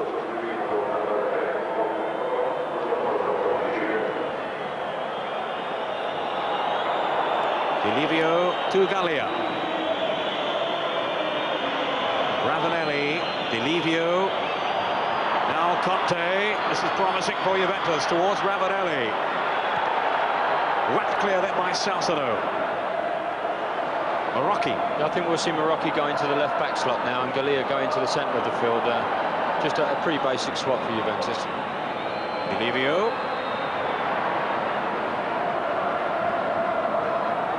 Hullet. Sacchetti. There's Zugovic alongside him. And Lombardo had pulled wide. Ivani. Salsano taking over. Di Livio felt he'd been impeded. The referee didn't know. Serena. Chance to cross it in. And Bertarelli way off target. It's a good run he's made there, Peter. But he's got across that front post as we were talking about before, and he's actually got a header across the front of the defender, and he's done well there. I think the problem with Juventus at the moment is they're playing everything in front of Sampdoria. They haven't once turned them round and got around the back of them. And it consequently becomes quite easy to defend against when everything is played in front of you. Certainly haven't seen so much of Roberto Baggio in the second half. Now, Viercavon's done a fantastic job on him. He's really kept him very quiet. Manini. Hullet. Torricelli was just too strong for him. But only just. Here's Torricelli now. Quickly closed down though by Bertarelli, who has certainly made an impact since coming on. Jugovic trying to turn it back into the path of Hullet, and he was just about crowded out by Notari. Good football from Bertarelli, chasing back and working hard on the ball, putting Torricelli under enormous amount of pressure. Lovely little ball through, and Ruud Hullet had made a good run into the near post. It was unfortunate the ball didn't come across. Ivani will take the corner. Bjerkegaard has come up from the back. Hullet's in there, of course. And Bertarelli didn't reach Hullet, thanks to the efforts of Notari. Jugovic intelligently back into the path of Sacchetti. Hullet lurking again. Still Hullet. Bjerkegaard. What a good save by Peruzzi. Yeah, it was a super save coming through a lot of people. Bjerkegaard keeping it low, keeping it on target, the main thing. And Peruzzi made a very good save. But the first touch of Ruud Hullet was something to behold. A great touch in the box. Notari to Marocchi. Di Livio. Now Gallia. Confronted there by Sereda. And the flag's up for offside. Played really well at the back. Bjerkegaard and Manini. And Sacchetti too for Sampdoria. Here's Bertarelli. Di Livio. Torricelli. Baggio. I was wondering when he was going to come deeper. Yeah. He's not had a lot of joy up front against playing up against Bjerkegaard, and he's just dropped off now and started to come a little bit deeper to start creating. And let's hope he gets very involved in the game a lot more, because he hasn't been in the second half. Di Livio. He's over on the left now. Away from Lombardo, away from Ivani, still Di Livio. My word, he's a tireless worker. Conte. Baggio. Look how closely there Bjerkegaard was sticking with him. And if Ravanelli hadn't have slipped, he could have been set up there. Fantastic body strength from Baggio, holding off from Bjerkegaard. It was a great pass inside the fullback, and you quite rightly said Ravanelli slipped at the last moment, but that was going to be a hell of a pass. He felt there was a bit of shirt tugging going on. I think he's quite right, but I think that's what he's got to expect off of an old warhorse like Bjerkegaard, and it really was a classic pass inside the fullback, and Ravanelli just slipping over there. Well, it's header. Bertarelli.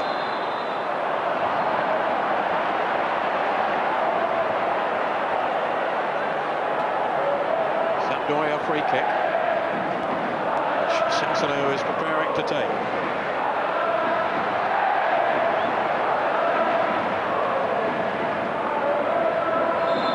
20 minutes to go.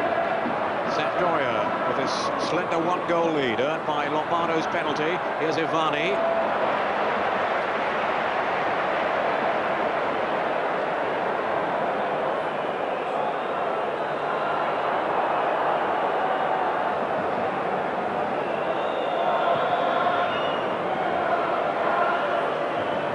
Won by Marocchi. Ravanelli. Marocchi again. Di Livio. Just took a little nick then from Lombardo. Gallia to Torricelli.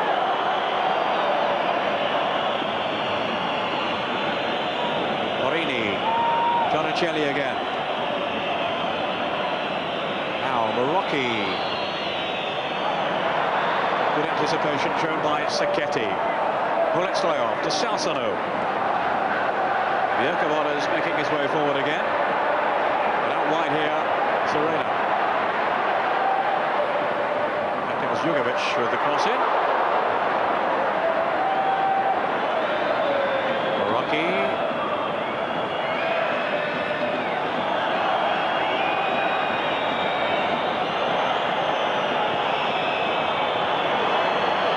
Not for Baggio to pursue, but he had no chance of reaching that. Getting a fair old barracking from the Sampdoria fans. And I'm not sure he's come to expect that wherever he plays. But no one can fail to admire his undoubted skill. He's a tremendous player, Peter. And it's nice to see the way these world-class players work so hard off the ball to get the space that they need to play. There we see Badjo making a run into the corner. He has to make those sort of runs to get away from such tight marking. Bjerkevold went flying into Paridi then. Free kick to Juventus. As you were saying earlier on, Ray, it is a very competitive game, as well as offering a high level of skill. That's the way we want to see the game played, isn't it? We have seen a number of fantastic individual performances, but it really has been played in a very competitive spirit. Badjo's kick. Ilivio, no, Lombardo in first. Marocchi didn't fall for Conte thanks to the efforts of Manini. What a super game. Now the break could be on for Sampdoria. Hullet.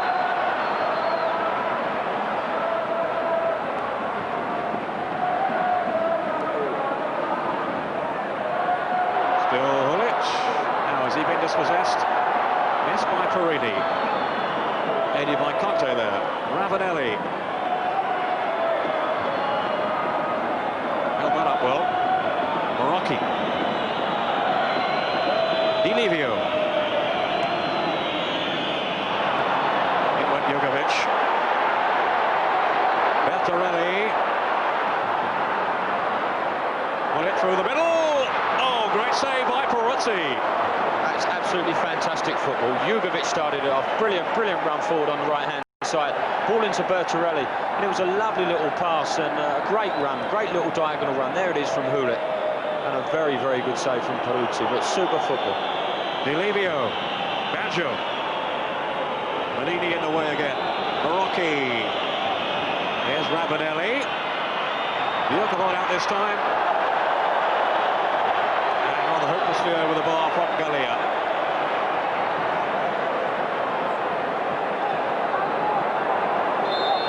The news just coming in, Milan have scored at last against Piacenza.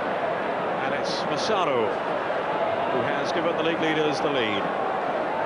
Gallia with a chance here, but way over the crossbar.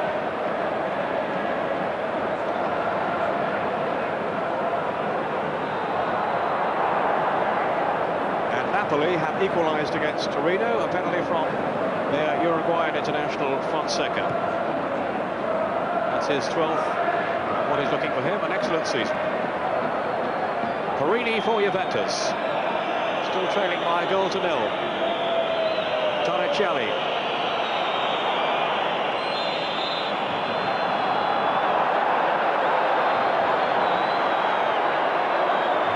Certainly can't write Juventus off at this stage. Not with the likes of Badjo around. But he has been relatively subdued in the second half. Conte now. Didn't really get hold of that one though. Luca quite happy to see it sail wide.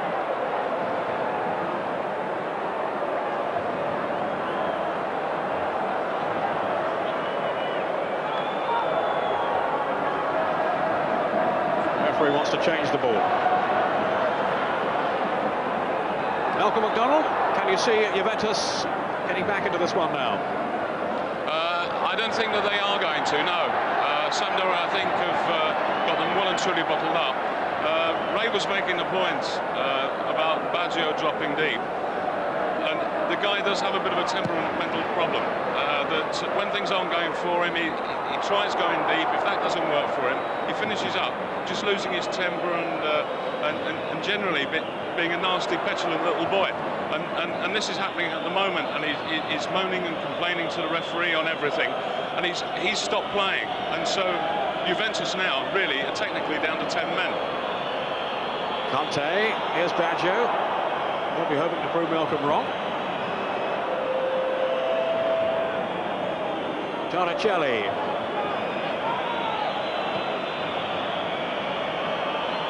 Badjo. Well, he's certainly involved at the moment. Still Badjo trying to wriggle free of those three defenders. Jugovic eventually with a clearance. Tied up by Notari for Juventus. Torricelli. defended very well against Baggio there, Peter. They bottled him up with 3 players. What he was attempting to do, and he did it very well, was keep the ball in the penalty box. He didn't want the ball out of the box. Well, it's in the box now. Challenged by Bjerkebod. Surely nothing wrong with that. That's a great tackle from Bjerkebod. He's been quite outstanding defensively. He really has had a blinding match. There he picks up the run of Muller. It's a very good through ball. But Bjerkebod's after him like a shot. That was a super tackle.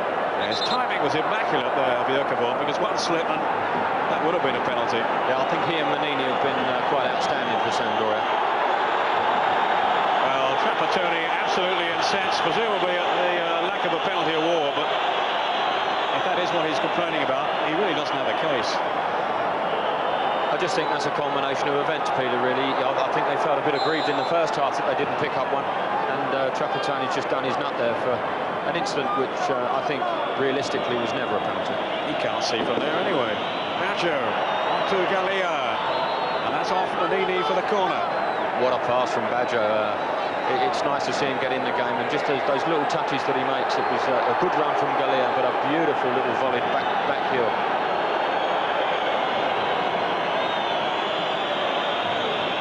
Here's the corner, headed on by Notari. Ravanelli, well, he just kept it in, but then back off Sacchetti, and it's a Juventus throw. The pressure stays on Sampdoria. Marocchi, Ivani, Bertorelli.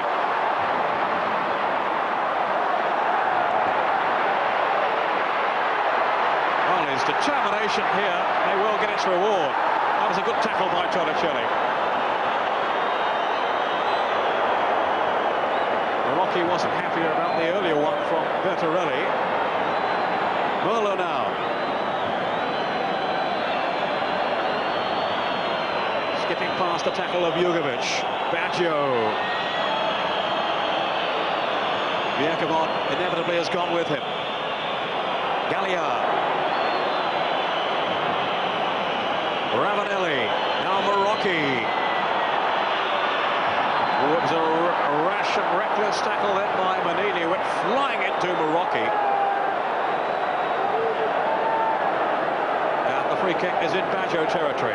Lovely little dummy from Marocchi there as he went past Manini, but dangerous situation. We saw Roberto Baggio hit the upright in the first half from a very similar position. I wonder if he'll go for the other post this time. He scored a fantastic goal against Cremonese a couple of weeks ago, where he lined up to hit it into the empty space, but went onto the goalkeeper's side and swung it into the far corner.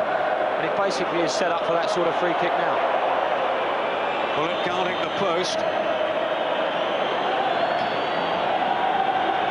Maliuka hoping the wall will do its job, but with Baggio, well, it's so hard to defend against a player of such guile, such invention.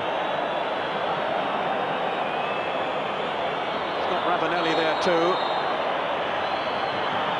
10 minutes left.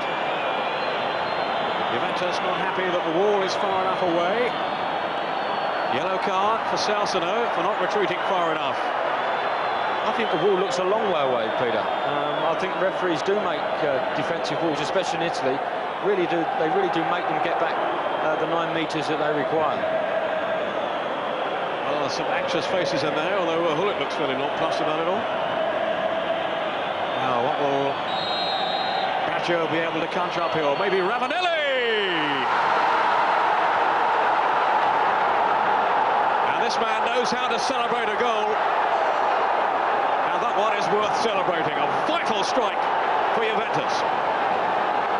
I think you can see by the celebrations from everybody the importance of that goal, and I think, you know, in the second half Sampdoria really had the game for themselves, and Juventus are right back in it now. It's a wonderful strike from Ravanelli. I don't know whether it went round the wall or through it, but it's a wonderful strike. Great left foot this guy's got. I think it goes through the wall, but that was quite unstoppable. Everybody waiting for Baggio to take it, and there he comes. The old grey fox there, bashing it into the net. That was a super strike. Baggio shaping up for a curler, but instead a rasping drive by Ravanelli. The man who is so proud to put on a Juventus shirt. He feels he's now very much a Juventus player. I think being in the shadows really when Vialli was first choice. Vialli is still out through injury, of course. That's his 4th goal for the man they call Penaviecco, the white feather. He's absolutely shattered now. Look at him, hands on his knees. Too much celebrating, I think, for old Ravanelli. That was the longest run he'd made in the game there. He's been cautioned in the past for over-celebrating. He enjoys his football. He's great to watch. He's a character. Tell you what, he'll be celebrating that goal tonight, that's for sure. Milan have scored again. Jean-Pierre Papin with the 2nd goal. The leaders at home to Piacenza. They lead by 2 goals to 0. It's 1-1 in the Luigi Ferrari Stadium. This is Marocchi for Juventus. Everybody's their way back. Everybody seems to be helping him out again, Peter, doesn't it? We've got Sampdoria and Juventus at 1 apiece now. Milan have gone 2 in front. So if it stays this way, that's another point in front they go. Pull it now.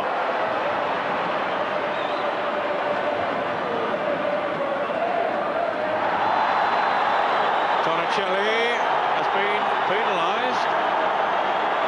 He's not too happy. Teased him into it, Peter, did Ruud Gullit. Just teased him in, and Torricelli took the bait, and he was round him like a ballet dancer with them feet. Absolutely superb. All the experience revealed then by Ruud Gullit to win the free kick.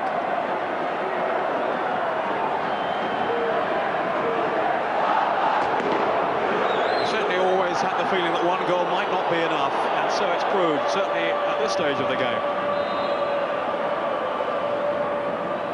Gullit. Gallia in ahead of Lombardo. Sacchetti to pump it back again. Gullit's challenge, able to resist one from Torricelli.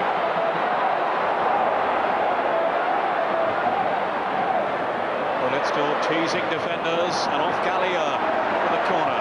Well defended from Gallia. There was a lot of support from his fellow defenders, but he kept his eye on the ball, never took his eye off the ball, never went to ground, just stood up and made Gullit get it round him, and he couldn't do it, the great man. And we see it again, a lovely little bit of skill from Gullit, but Gallia was equal to it, making a good interception.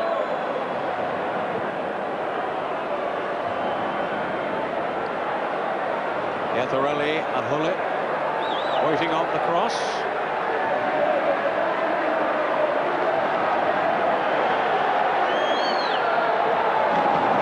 Hoping that Ivani will provide the right service. Notari, come on! Off the post and off the line by Marocchi. Gullit. Lombardo this time. And somehow Juventus survive. Now the counter-attack. Nola. Sampdoria having to chase back. And it's Ivani. What a let-off then for Juventus at the other end. Turned into a classic, Peter, and it was a great strike from Bjerkrewood on the volley. I don't know whether Peruzzi got his hand to it, but it really struck the post very, very hard indeed, and how they managed to keep it out, I don't know. But it's turning into a really cracking finale to what has been a very interesting game, to say the least. 5 minutes left of this absorbing struggle. Ravanelli, whose goal has pumped fresh life into Juve's legs. Ravanelli again. Conte. Baggio hunting. Here's Lombardo. Notari. Goes Jugovic. Definitely played and laid off that to Lombardo. Salcedo. Run straight into Torricelli, who's had another impressive game at the back. Tackle from Lombardo wasn't too impressive though on Delivio. Looked a tired tackle, didn't he? He looked absolutely shattered. There's no way Delivio was going past him. He just didn't want to know. That was a very tired challenge from Lombardo, who's worked tirelessly. Marocchi with Delivio.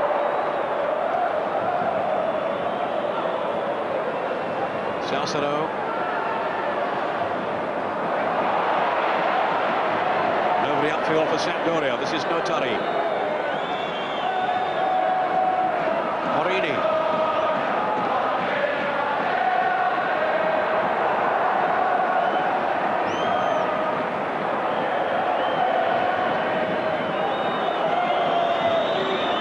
Nobody wants to make a mistake now at this this late stage of the game.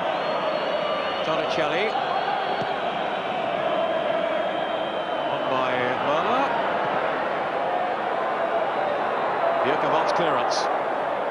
Tower of strength at the back, Björkavon for Sampdoria.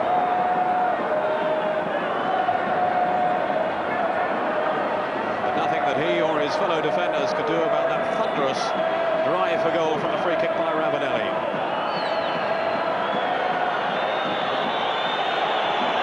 He doesn't feel himself that he scores enough goals, Ravanelli, but my word, he'll treasure that one.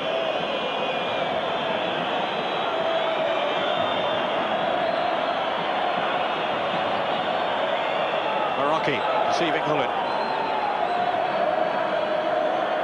Not very comfortable actually since coming on as Marocchi. Now Torricelli. Merla. Look how quickly he was hounded there. And the free kick has been awarded. Bit of an unnecessary free kick as well. Yeah. Merla was actually going away from goal, and I think it's Sacchetti who does have a couple of rush of blood to the head. There he goes, in he comes. I know it was Jugovic actually got him. Sorry, Sacchetti, I do apologise. I think he had a go, though. He did. I think he was lining himself up to have a go, but it was a bit of an unnecessary challenge. He was going nowhere. But now this is a very dangerous situation. This is well within the range of Baggio and Ravanelli. Yes, the warning signs are up again.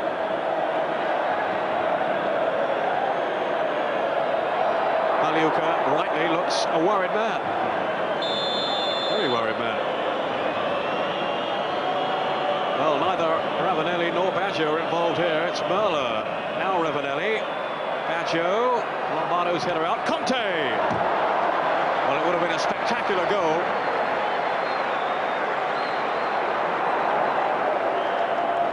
Conte, who's struck 3 times in this campaign. He's not renowned as a goal scorer. But already that's more than he got in the last season. Again, he's been one of Juventus' best performers today. But here's Hullet now, rampaging again. Good tackle. Notari. Well, his reputation certainly hasn't been weakened by his showing today.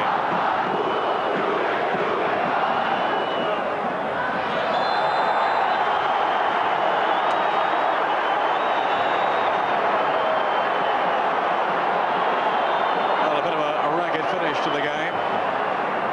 And certainly we've seen today, Ray, a lot to admire. Yes, we have. We've seen some excellent ability, which we know that these guys have, but on the other hand, we've seen the way they compete, and there we see Baggio going in on Ivani, and that's why Ivani's on the floor. A bit of a late challenge, really. It's a forwards challenge from Baggio.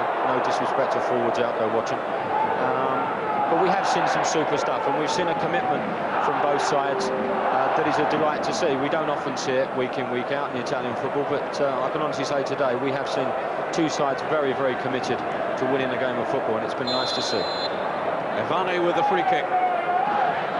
Maybe still a sting at the tail. Lombardo. Look at Ravanelli there chasing back at him. Helped out by Delivio and Marocchi as we move into injury time. Ravanelli a little tentatively at first, but then hoisting it up where Mantini has collected it for Sampdoria. Hullet. Lombardo! Some swift way then by Sampdoria that very nearly unhinged Juventus. Hullet's really had a fantastic match, Peter, hasn't he? The chest control was superb, and the pass through was a lovely pass for Lombardo. He just really couldn't get a full boot on it, really. He just toe poked it in the finish. Marocchi. Both teams still going for the victory. Merla. Marocchi's gone into the middle. Here's Marocchi now. Baggio! Well, half-heartedly, I think they're appealing for a penalty, but Baggio was almost in the clear then. Ivani for Sampdoria.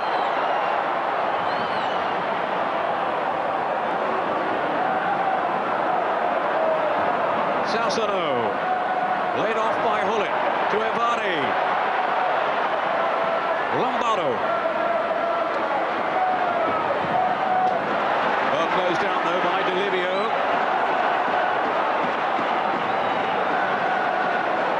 That's Merla injured. The last few seconds surely of the game now, although there has beat some injury time.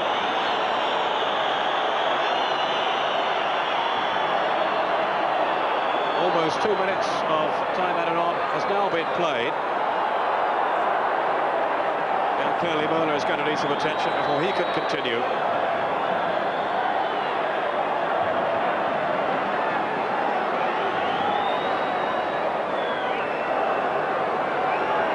Hasn't been at its most devastating today, Mola.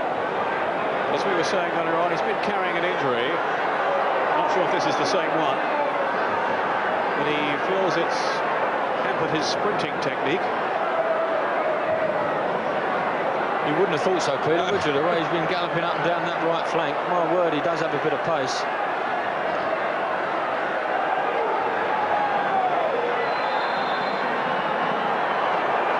Ivani.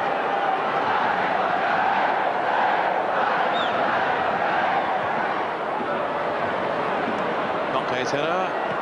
Finds only Salcedo. Bullet. Now Jugovic with the cross, and Peruzzi claiming it right underneath his own crossbar as Bertarelli came herring it.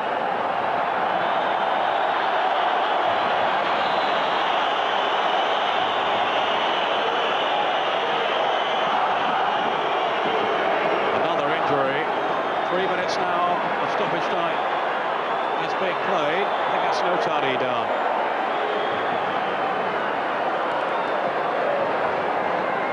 Jugovic with the cross. And then he had a fairly easy catch for Peruzzi. I mean, it is young Notari who is injured, and he does look a good prospect, Notari, doesn't he? Yes, he does. He certainly does, and he really has had quite a fair game this afternoon. But it's nice to see Peruzzi catching that under the crossbar. That relieves a lot of pressure from the Juventus side, and I'm sure they'll be absolutely delighted to see him come in and taking those sort of balls.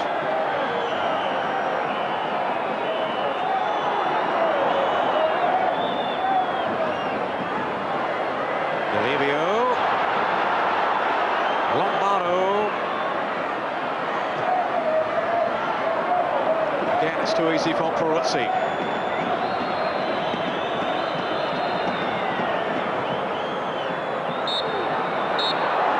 It finishes 1-1. An excellent game. Two teams showing so much commitment, and Juventus coming back in the second half with Ravanelli's storming equaliser after Lombardo had given Sampdoria the lead with a penalty, a controversial one, on 28 minutes. Ray Wilkins. Yes, I thoroughly enjoyed it, Peter. I thought it was a good game. I think what actually helps is it's been played in a football stadium, and it's very close to the stage. Stands are very close to the pitch. It makes for a tremendous atmosphere, and the game is a lot quicker, more competitive. I thoroughly enjoyed it. We had a fantastic mixture of great technical ability, coupled with a commitment from both sides, which was a credit to both teams, and I thoroughly enjoyed the match. Well, let's look back over some of the highlights, and there were one or two penalty claims in the game. This was one for Ruud Gullit. Yeah, it's a lovely little pass. As it's cut back into him, I think Gullit just flicks it round, and he's definitely, as far as I was concerned, you disagree, Peter, but I thought he was bulked off the ball there in the penalty area, and I think that's why the referee gave the other one. Here it is now, as the ball comes in from Ruud Gullit. The referee now turns and gets a perfect view of the incident, and it's just two players actually falling into each other, and how he could give a penalty from that situation, I don't know. Well, maybe he saw something we didn't there, but it did look very harsh. Anyway, here's Lombardo, and Peruzzi really diving over it. I think he'll be very disappointed, Peruzzi, actually, having watched it time and time again. He actually gets there, but he's over the top of the ball, and it slips underneath his body. Oh, this was magnificent, wasn't it? This was the free kick from Roberto Baggio. Not only does he put it where he wants to put it, but the power in which he hits it. Absolutely unstoppable if that's on target, and they really could count themselves very fortunate there, Sampdoria. Delivio giving him a little tap on the back for encouragement. Look at the power that he puts into that. Really a top-class performer. Well, he certainly underlined his prodigious talent, certainly in the first half anyway, Baggio. Now, here he is again. Very hesitant, Peter, wasn't he, here? He should have been onto that like a flash, but Baggio was instead. And Sacchetti, in actual fact, does have a bit of a whoosh up at Baggio in the final yards. And I think they can count themselves a little bit unfortunate that they didn't get a penalty there, Juventus. But the way things were going, it didn't look as if they would get a penalty. The referee did appear to give lots of decisions to Sampdoria. Here we see this fantastic run from Bertarelli. Good run from Jugovic on the right-hand side. But what's this little diagonal from Ruud Gullit? There it is. It's only a straight ball, but it's the run that makes the pass. And Gullit getting in a good shot, which Peruzzi saves. And I thought Peruzzi had a very good game indeed. I thought he kept Juventus in the match at times with some superb handling. And here we see the most fantastic free kick from Ravanelli. I think it goes through the wall, and they won't be too happy with that, but it gives Pagliuca no chance whatsoever. All eyes there have been on Baggio, and Ravanelli with that ferocious strike. It really was a good strike, Peter, wasn't it? Launching it into the back of the net. Really superb goal. I think they even called Pagliuca off guard as well. It did look as if Baggio was going to take it. And Pagliuca seemed to be setting himself for a bendy, but it didn't come, and it was just a driven ball. This is a shot from Vierkevod. It's a great shot as well. Steadies himself nicely. Cannons off the upright and hits Peruzzi on the back of the neck, and he's cleared off the line, I think, by Morocco in the finish. Very unfortunate for Sampdoria. Well, both sides were certainly going for the victory right to the finish, but 1-1 it finished, and we'll hand you back now to James Richardson. James? Well, 1-1, I think a result that Sampdoria will view as a bit of a missed opportunity, but you'd say quite a fair result there, wouldn't you, Malcolm? Yeah, I think a fair result. Juventus deserved something out of this for their first half performance. Although I thought that in the second half Sampdoria had much the better of it, and both goals have gone against the run of play. But the way that Juve were going in that last 20-25 minutes, their heads were going down. Baggio's, Muller went on the missing list, and it needed something special, something very special, just to get them back into the game. And of course, well, nothing more special than Ravanelli's left foot when he really wants to do it. Well, Ravanelli's a figure that really divides the Football Italia team. You're one of the people pro Ravanelli. Why? I'm pro Ravanelli because he never gives up. He's got a heart as big as a lion, and he is always trying. He will make mistake after mistake, but always he will try to do something, and you can tell that he loves Juve. He loves football, but he loves football with Juve, and for me, the guy is he's one of those great guys that I would always want next to me in a fight. Well, Sampdoria obviously didn't manage to convert any of the chances they had in that run of possibilities in the second half. Any reason you think why? I think because they were a little bit lightweight. For some reason, with the result of 1-0, they put 8 men back in defence. I've got to stop you there, sorry. Okay. We'll hand back now to Peter Brackley with the results and the table from Serie A. And just checking through those, Inter have won by 4-1 away to Cremonese. Foggia, a big win for them at home to Lecce by 5-0. Milan have beaten Piacenza 2-0. Massaro and Papin the scorers there. Parma 2, Lazio 0 in the other big game of the day. And Zola missed a penalty as well for Parma. Di Chiara and Aspria with the goals. Reggiana 3, Atalanta 0. Roma 0, Udinese 2. Pizzi and Branco with the goals there. A shot went away for Udinese. And Torino 1, Napoli 1, Carbone for Torino, and Fonseca with a penalty for Napoli. At the top of the table, Milan then increasing their lead now to 4 points over Juventus and Sampdoria. Parma in 4th place on 25, and Inter on 24 after their big win today. Top scorers, Salenzi of Torino on 13, Fonseca has 12, Baggio and Gullit on 11, Branca and Sosa on 10. That's it for now. Don't forget Mezzanotte on Tuesday night, Cagliari against Genoa. And on Saturday, Gazzetta Football Italia at 11 o'clock. We're back at the same time next week for our live game. Till then, from Ray Wilkins and myself, a very good afternoon.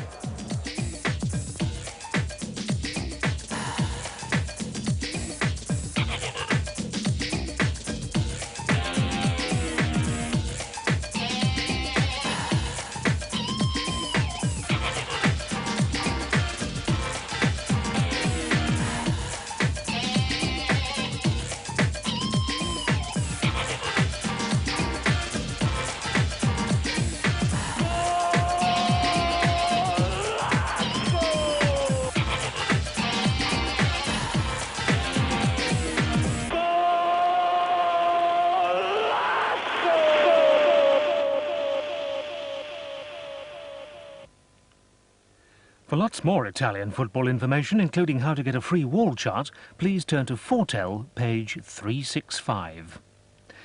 Managing the...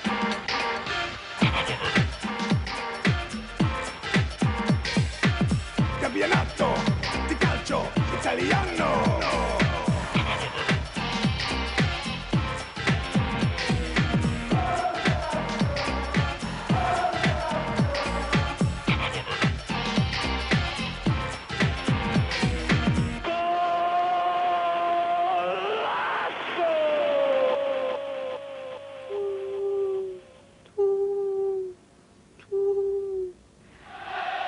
Hello and welcome.